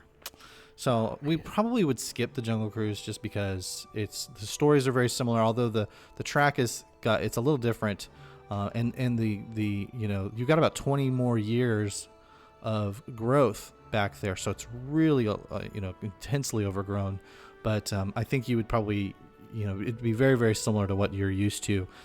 Still has Schweitzer Falls, still has all that stuff, so I think we'd skip that and head straight for the Indiana Jones Adventure. In fact, we'd get Max Pass, and the very first thing we'd do when we got through the gate was get our Fast Passes for Indiana Jones Adventure Temple of the Forbidden Eye. We check that out. You would very, very quickly realize that it is the exact same course and track as Dinosaur, only the coolness factor has been dialed up to infinitum with a great big face on the wall that shoots lasers out of one of its eyes and fire out of the other, and all kinds of craziness that's going on. The ride's almost entirely, it's probably 45% blackness, and then you'd go around a corner and there'd be like a beam of light with a branch that has animated rats falling off of it, and the sound of thuds hitting the rats hitting the hood of the Jeep and stuff. And so I think you'd really dig it. Then we'd head over to check out the Disneyland Pirates of the Caribbean, so you can I want you to get a sense of the difference between the two. It is a staple. It's a classic. Walt had his hand in it, and it is the one that that they built at Disneyland that set the standard for all the others. So we'd go ride that. When we got off that, I'd show you the door to Club 33, so you can ring the doorbell and be ignored like everybody else. There's tons of great food over here. In fact, we'll go through the streets of New Orleans Square. I'd let you take your time there because you'd never been there before. I mean, even if you've been to New Orleans, you've never been to Disneyland's New Orleans Square. It's a really incredibly highly detailed place to be, and I'd just let you kind of explore the shops and explore the streets. There's even little alcoves that you can go into. They don't go anywhere. They don't lead to anything, but you go back there and there's like a stairway, and you can and it's just ornately decorated with all kinds of potted plants and stuff. It's just cool to check out and just to kind of be there. And you'd see the little street vendors that'll paint your picture or sell you a flower or a feather or stuff, So we check all that out, and then we'd head over to the Haunted Mansion so you can check out the Disneyland Haunted Mansion, because it is a little subtly different than the one in Florida. and I want you to kind of get a sense of all that. And then we're kind of now today we're at a deadlock at this point. If we keep heading, we're going to head into Critter Country, and there's Splash Mountain back there, which is almost identical to the one in Florida, and then there's Pooh Corner. So we'd probably miss most of that, but we'd head back down there just so you can get a sense of that. Right across from the Haunted Mansion is the sailing ship Columbia, which is near the ship itself, I think, is full size, but the mast they had to reduce because if the mast was full size, you'd be able to see it from the I-5 freeway driving by. So they made it a lot smaller, but it's still an impressive piece of craftsmanship. And they park it at Fowler's, shipyard or Fowler's Cove or whatever it's called over there. So you can walk all the way around it and check it out. It's kind of a cool place right next to Splash Mountain and the Haunted Mansion. And then we'd head around the Rivers of America and listen to the Dixieland music that they play there, and head over to Big Thunder Mountain, which is you'd get a chance to see some of the Disneyland effects that they have on there that they don't have in Florida. And normally we'd go around behind around behind Big Thunder Mountain, but right now they've got that path closed off because that's back where they're building the new Star Wars land. So we would head through Frontierland, and you'd get a chance to see. They just have shops and one restaurant there. There's not a whole lot to see, but that would put us back out in the hub. We'd head into Fantasyland, where you'd see a bunch of dark rides that you don't have in Florida. Snow White's Scary Adventure, Mr. Toad's Wild Ride, to name a few. Yes, they have Peter Pan there, but we would miss that. We'd go on Alice in Wonderland, so you could get a chance to check that out, because that's it's a two-story dark ride where you kind of actually, instead of going flat along the ground, you actually rise and lower in elevation, which is a lot of fun.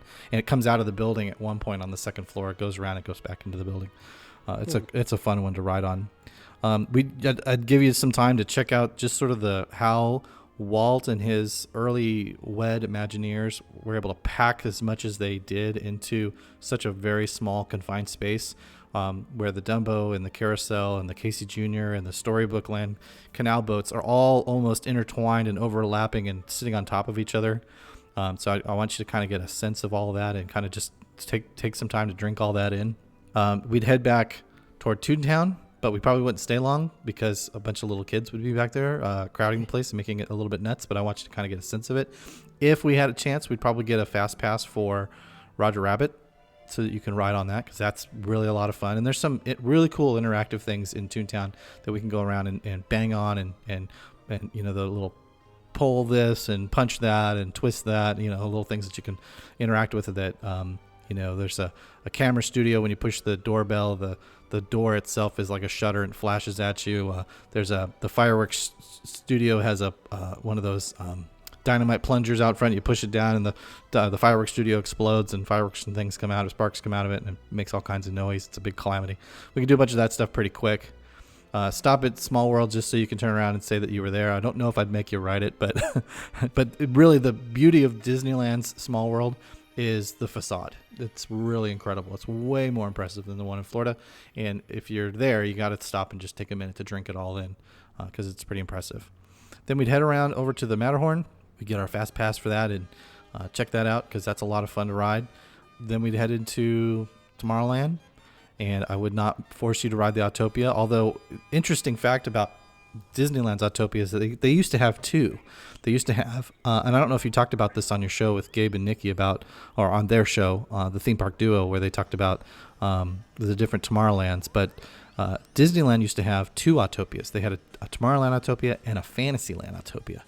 And at one point, they decided to do away with the Fantasyland Autopia, and it just sort of, half the track just sort of sat there, not being used. And so you had this paved, curvy road that ran around this northeast corner of Disneyland that nobody ever did anything with. It just collected leaves.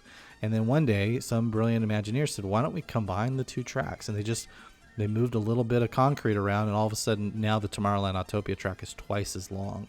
And it even has like an off-road bit where they've taken the concrete and roughened it up and painted it brown, so it looks like you're kind of going off-road. There's all kinds of cool things back there. But we could check it out from the monorail, though, and you can tell me if you change your mind and might want to try the Autopia, even though it does still smell pretty bad.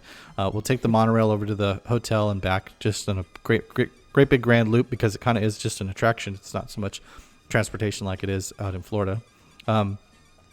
we could decide whether or not to do the Nemo ride. I know you're not a big fan of dark enclosed spaces, and it is almost exactly the same ride that they have there in Epcot, with the exception of the fact that you're looking through portholes on the submarine, and there's a few Easter eggs, little elements that they left in there from the original submarine voyage ride that they had at Disneyland, which is kind of cool.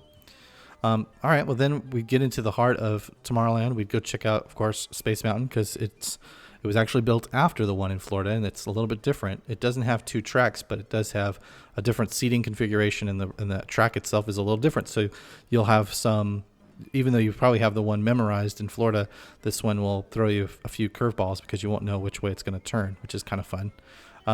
We could check out Star Tours if you wanted to. It's almost identical to the one in Florida. Once you get inside the building, it's the outside the building in Florida that makes it really that much better and more different. Same thing with the Buzz Lightyear. The difference with the Buzz Lightyear, of course, is you can pick up the gun and shoot it, and it's not attached to the ride car. But that's not much of an advantage, I would say, to make you go on it again and shoot at things and try to get high score. I think you've already pretty much mastered that. And then that's pretty much it. We're back at the hub. And we can head on out and go check out what's going on across the Esplanade at Disney's California Adventure. So as soon as we get into California Adventure, there's just like Disneyland's Main Street, you've got a row of shops and a restaurant at the end of the road. It's a really short road. It's not very long at all. But it's mostly, Disney, Mickey Mouse themed, Disney character themed gift shops. It's designed really to catch people on the way out so that they are buying that last minute gift on their way out.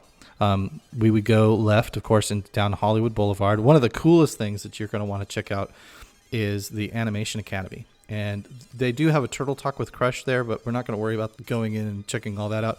There's this whole other element that takes you back and down and around, and it's a walking tour. You go through this Animation Academy, and you go into like the Beasts library, and you go into Ursula's lair, and you go into the Wizards workshop, and there's all this cool stuff that you can see and do back in there. And there's usually other little shows depending on what time of year you're there. There's different things you can do in there, and it's just a very cool space. And the minute you walk in, there's a wow moment that you're gonna love, and then you're gonna be so happy you're there, you're not gonna want to leave. But then we're gonna have to, because there's other things to see and do, obviously. The Monsters Inc. Dark Ride is actually pretty cool. It's just a retelling of the movie, but I really like it. Probably because what it was before the Monsters Inc. was this ridiculous limousine paparazzi thing that was... I heard about that. I saw right through. It was horrible. It was so bad. And then when they came out with the Monsters Inc. thing, I was like, wow, this is incredible, because probably because I was, overriding such a horrible memory of riding that original attraction. We would definitely go to the Hyperion Theater. It doesn't matter what they're showing there. It could be 2 homeless guys wearing paper bags. It's such a cool theater. It's such a cool space. I think they're doing Frozen there now, which I think just got announced that they're putting it on Broadway. So I think they tested it at the Hyperion. So if they're still doing that same show, it's amazing. I've seen Aladdin there like probably a dozen times, and when they do the flying carpet scene, they actually lower actors down from the ceiling, and all you can see is the underneath of the carpet. And when it swoops over to one side of the room or the other, you can see Aladdin and Jasmine sitting on it, singing to each other. And then the actors themselves come out on the stage on a floating carpet on a field of clouds, singing the end of the song. And it's such a cool experience and such a neat theater. So we'll definitely check that out. We'll head down Sunset Boulevard toward Guardians of the Galaxy Mission Breakout. And of course, we'll probably go on that a couple of times, because it just looks really cool, and I'm a big Guardians of the Galaxy fan, so I'm going to force you to ride that a couple times. Back over here is currently Bugs Land, but I think they're going to tear all this down. They're going to put in like a Captain America roller coaster. There's all kinds of cool things slated to go in back here, so depending on when you can arrange in your schedule to get out there, this may still be Bugs Land, which is just all for kids, or you may be getting a taste of some of the cool new Marvel stuff that they're going to put in there, which is pretty neat.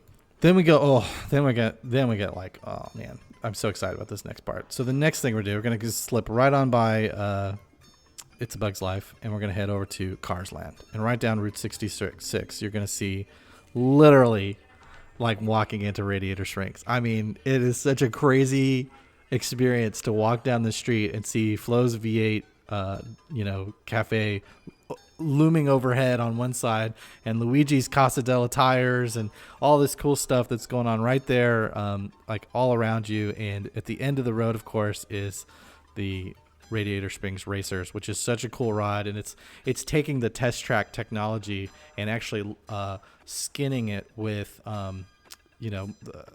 being in Radiator Springs and hanging out with Red the fire truck and Doc and Lightning McQueen, and it's just a really cool experience. And I was concerned the first time I went there because I thought, it went so fast. You could see how fast it goes from down on the street. And I thought, man, they're not going to be able to put a whole lot in that. And when you're on it, it feels like a really long ride. Like it just goes on. It probably is 3 or 4 minutes long, but they just pack a lot into that. And it's such a cool ride. When it goes into the building, it's like nighttime all of a sudden, not in Radiator Springs. So it's like you're still outside, but, so because the way it's laid out, it's not like you're in a factory with a bunch of cars. You're actually like outdoors where cars kind of live, not in garages or anything. And so it's a pretty cool experience. So we'll check that out for sure. Then we'll leave Cars Land, unfortunately, and we'll head over to Pixar Pier. But before we get to Pixar Pier, we're definitely going to check out the Bodine Bakery and the Ghirardelli Chocolate Factory, and they've got like a kind of a little San Francisco wharf, Pacific Wharf area that's got a few food options. And what's really fun about the Bodine Bakery is you go through a tour and they give you a piece of bread. And as lame as that might sound to the average listener, I actually really, all the times I've been to California Adventure, that's one of my favorite things to do is kind of go over there. It's a really great thing to do when you've been on your feet for a while. You're kind of craving a snack, but you really don't want to go get, full blown something. And they just hand you this, hand-sized piece of sourdough bread. It really sustains you. It's pretty incredible.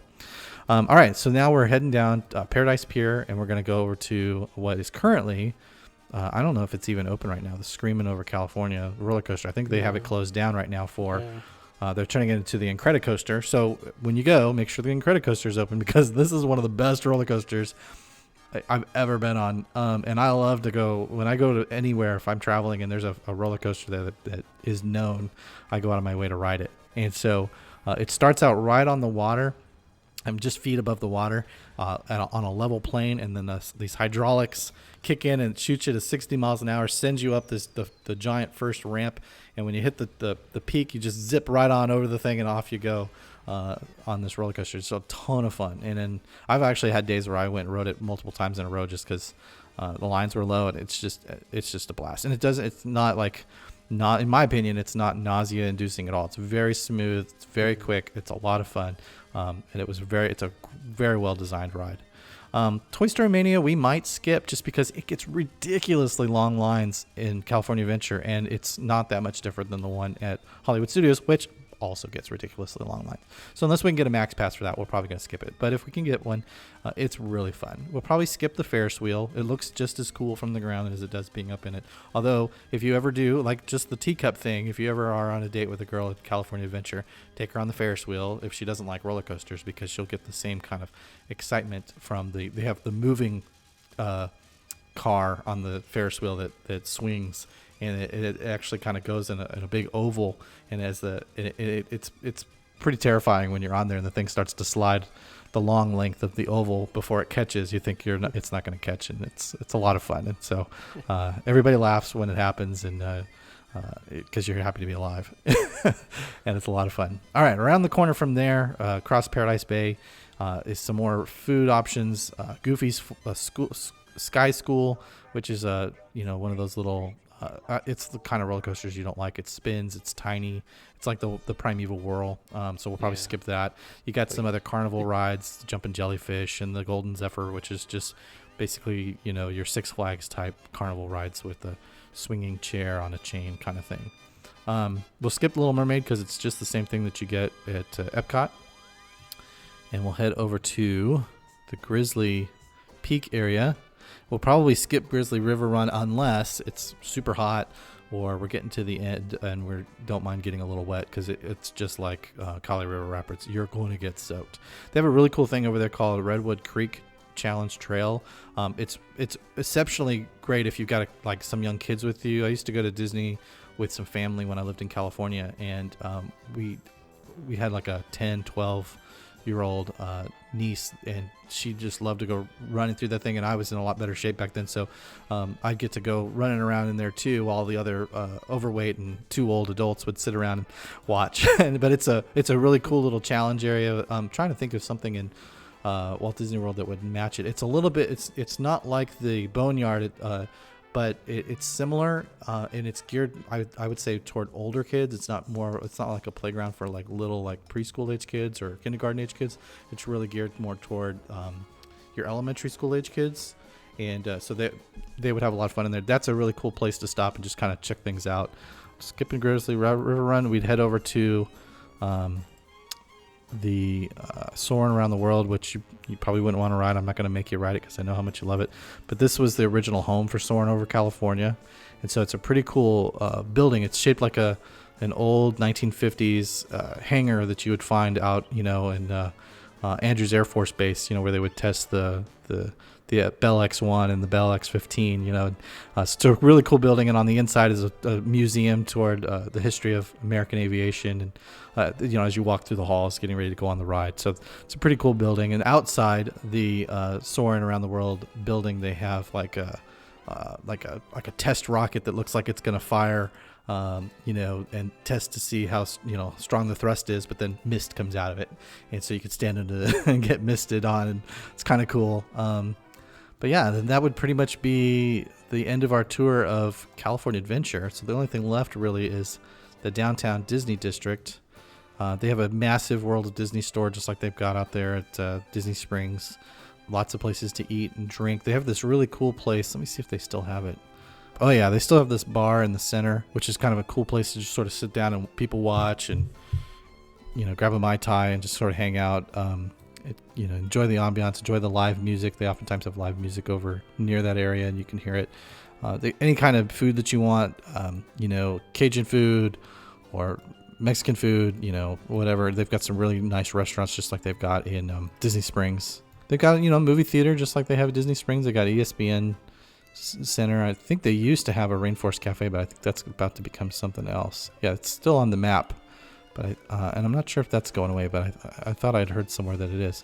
And then we'd head over to the Disneyland Hotel, just because there's a lot of cool history there. There's a lot of things I could share with you about the history. They've got a pool there that's themed after Peter Pan and Captain Hook, which is kind of neat. So we wouldn't be able to go in there, just see the kids splash around, but the way they've got it decorated out is pretty neat. And then of course we'd head over to Trader Sam's Enchanted Tiki Bar to end up the day with a couple more Mai Tais.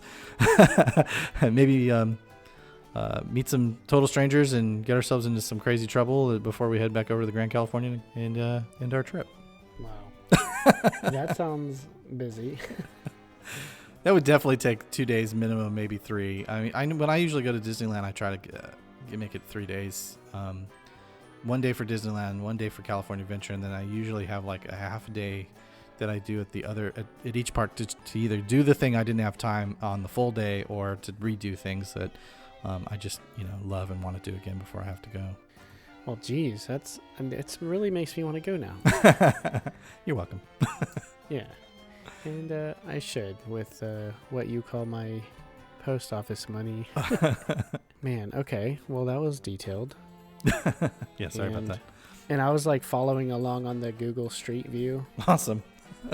It's weird to see like Disney stuff, but not be familiar with it. Like whenever I'm looking, I was just kind of moving around DCA, and I'm like, I don't even know what I'm looking at right now. Like it looks familiar, but not. Yeah.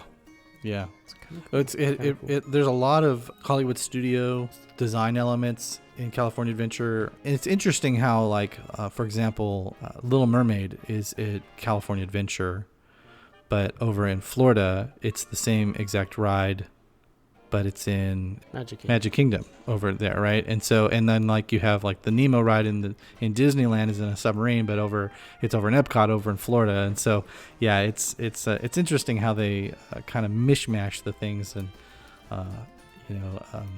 like you got Muppets Vision and different things like that. A lot of the things that when I think of California Adventure, I think of Hollywood Studios more than I think of any place else over in Florida. Okay.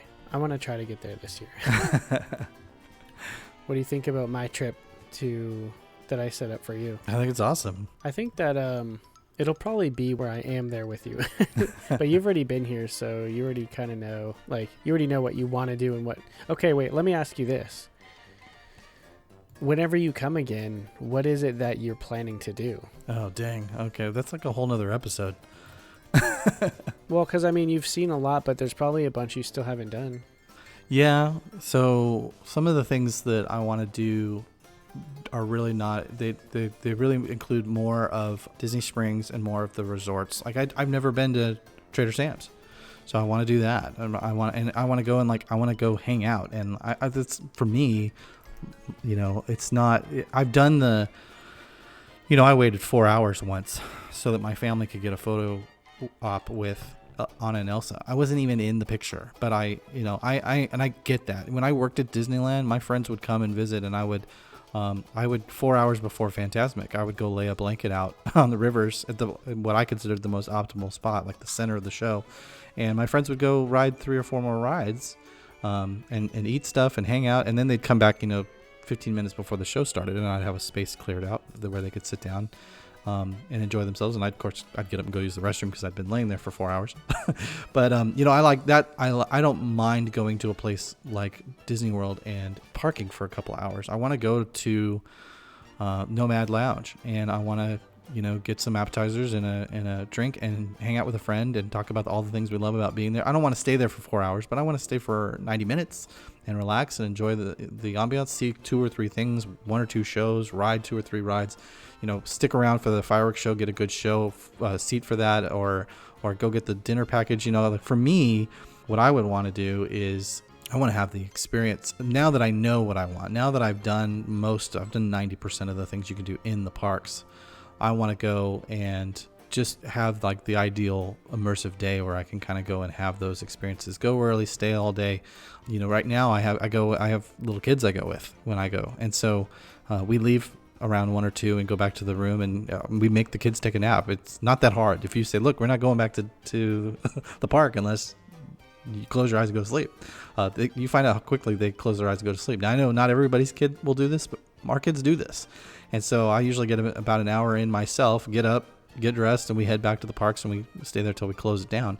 But I would love to just go and, instead of taking that nap, actually just go somewhere in the shade and relax and cool down and stay there, and then just kind of, but not race and not rush like everybody does when they go to these places, because you got to see it all in, because it's like the one time you're ever going to go, right, in your life. That's how you're an annual pass holder, so I know what that feels like, having been a pass holder and an employee in California. Now when I go to Florida, it's like I got 7 days. I have to like squeeze it all in. I spend 18 months planning our trips when we go for those 7 days, so I could squeeze in as much as I possibly can. And I'd love to just go and spend 3 or 4 days and literally just go for food and wine and eat and stroll and hang out with my friends and talk and try the wine and try try some of the other cocktails. I'm not a big drinker. I probably have 1 or 2 drinks a year, maybe, and very, very seldom. And usually, like if somebody else bought me a beer, or I'm at a social event, like a networking event for my business, and everybody's got a beer in their hand, I might get one just to not stand out, just to kind of fit in with the crowd. And so. But I would love to do that. I'd love to go to Disney Springs and go to Jock Lindsay's. Oh my goodness, I'm a huge Indiana Jones fan, and I've never been to Jock Lindsay's. I'd love to go and it's awesome. I just want to go and hang out there. I want to go. I know the Abracadabra gets mixed reviews, but I'd love to go to the Abracadabra and hang out. Right? There's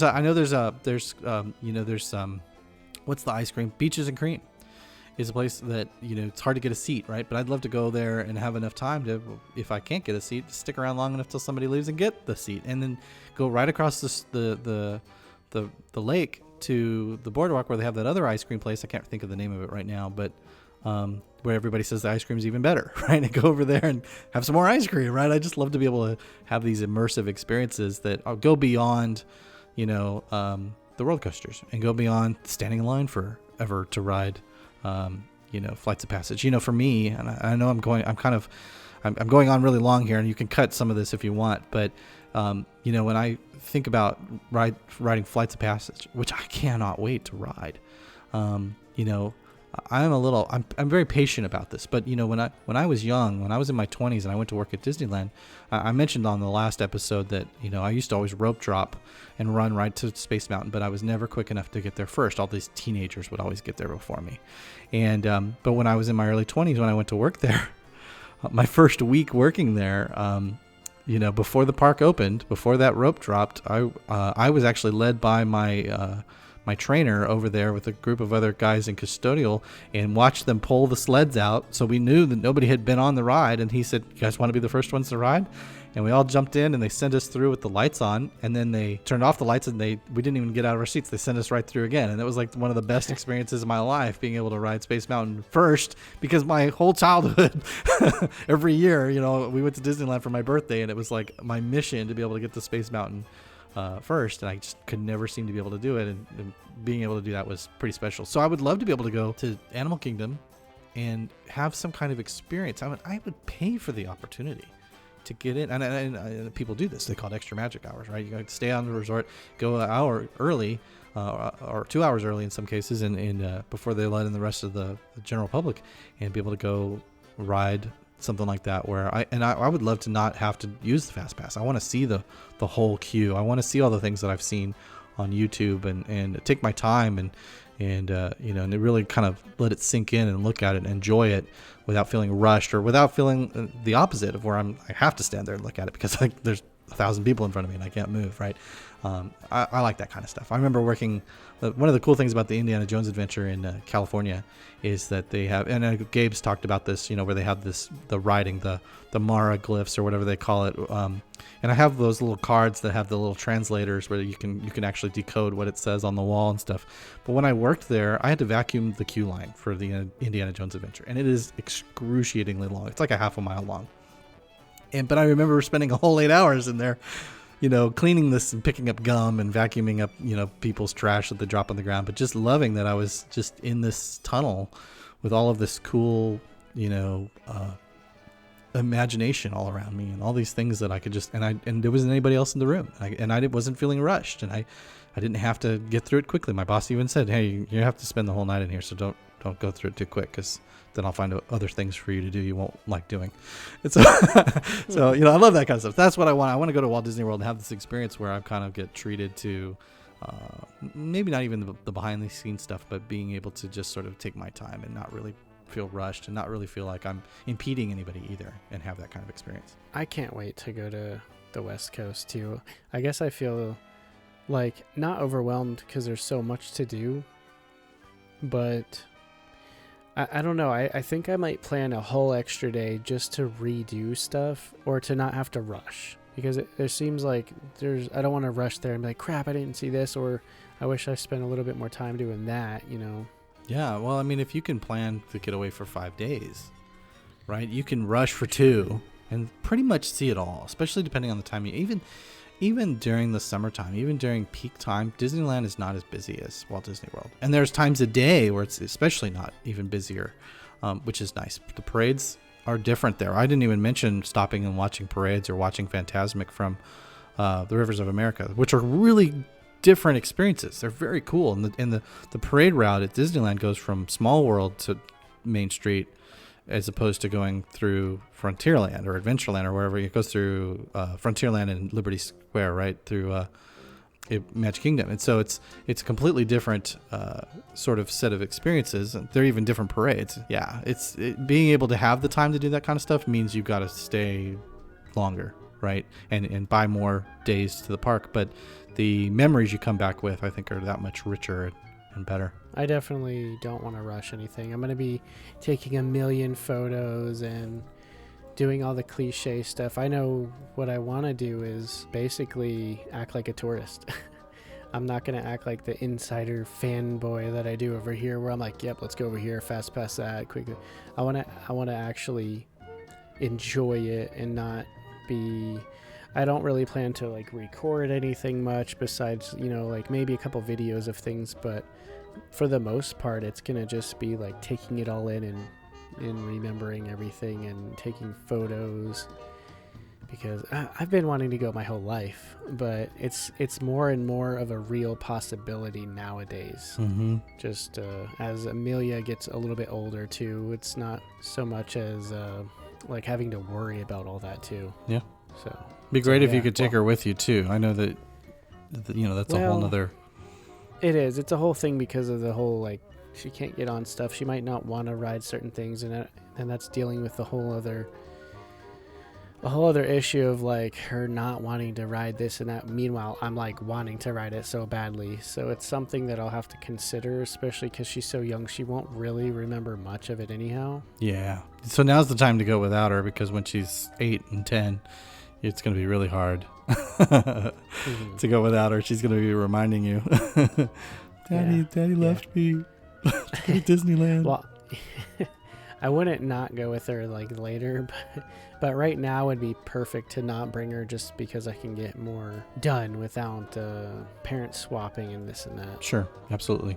So, well, man, what a good conversation. It kind of just brings back, like, a nostalgia or, an excitement to wanting to do. It reinvigorates that excitement, basically, to wanting to do stuff I've never done. And there's still a lot here I haven't done either. Isn't that amazing? Oh, there's tons of stuff, tons of resorts I haven't even been actually into the Grand Floridian.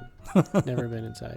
And I go through it here and there on the monorail, and I see the gingerbread house with photos and the piano players and all, but I've never been inside. And there's other resorts I've never been to and things like that. So, I mean, think about it like this. I've just been to Fort Wilderness for the first time like a month ago. Dang. Yeah, good times. There's a lot of stuff to do still here, and a lot of stuff I want to do over on the West Coast. But that's it for this week's show. Do you have anything else, Joey? No. Just write us a 5-star review. Okay, bye, guys. You're like, nope, that's it, bye. And with that being said, thanks for listening to this week's show, guys. It means a lot that you guys stick with us every episode, and we'll see you next time.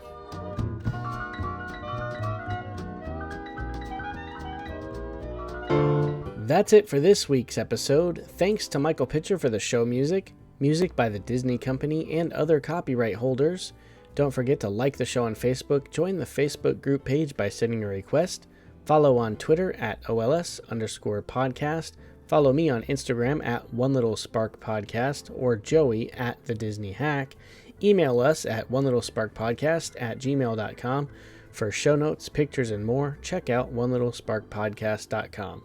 This has been a Dreamport Productions show. Thanks for listening this week, and just remember, tomorrow is just a dream away.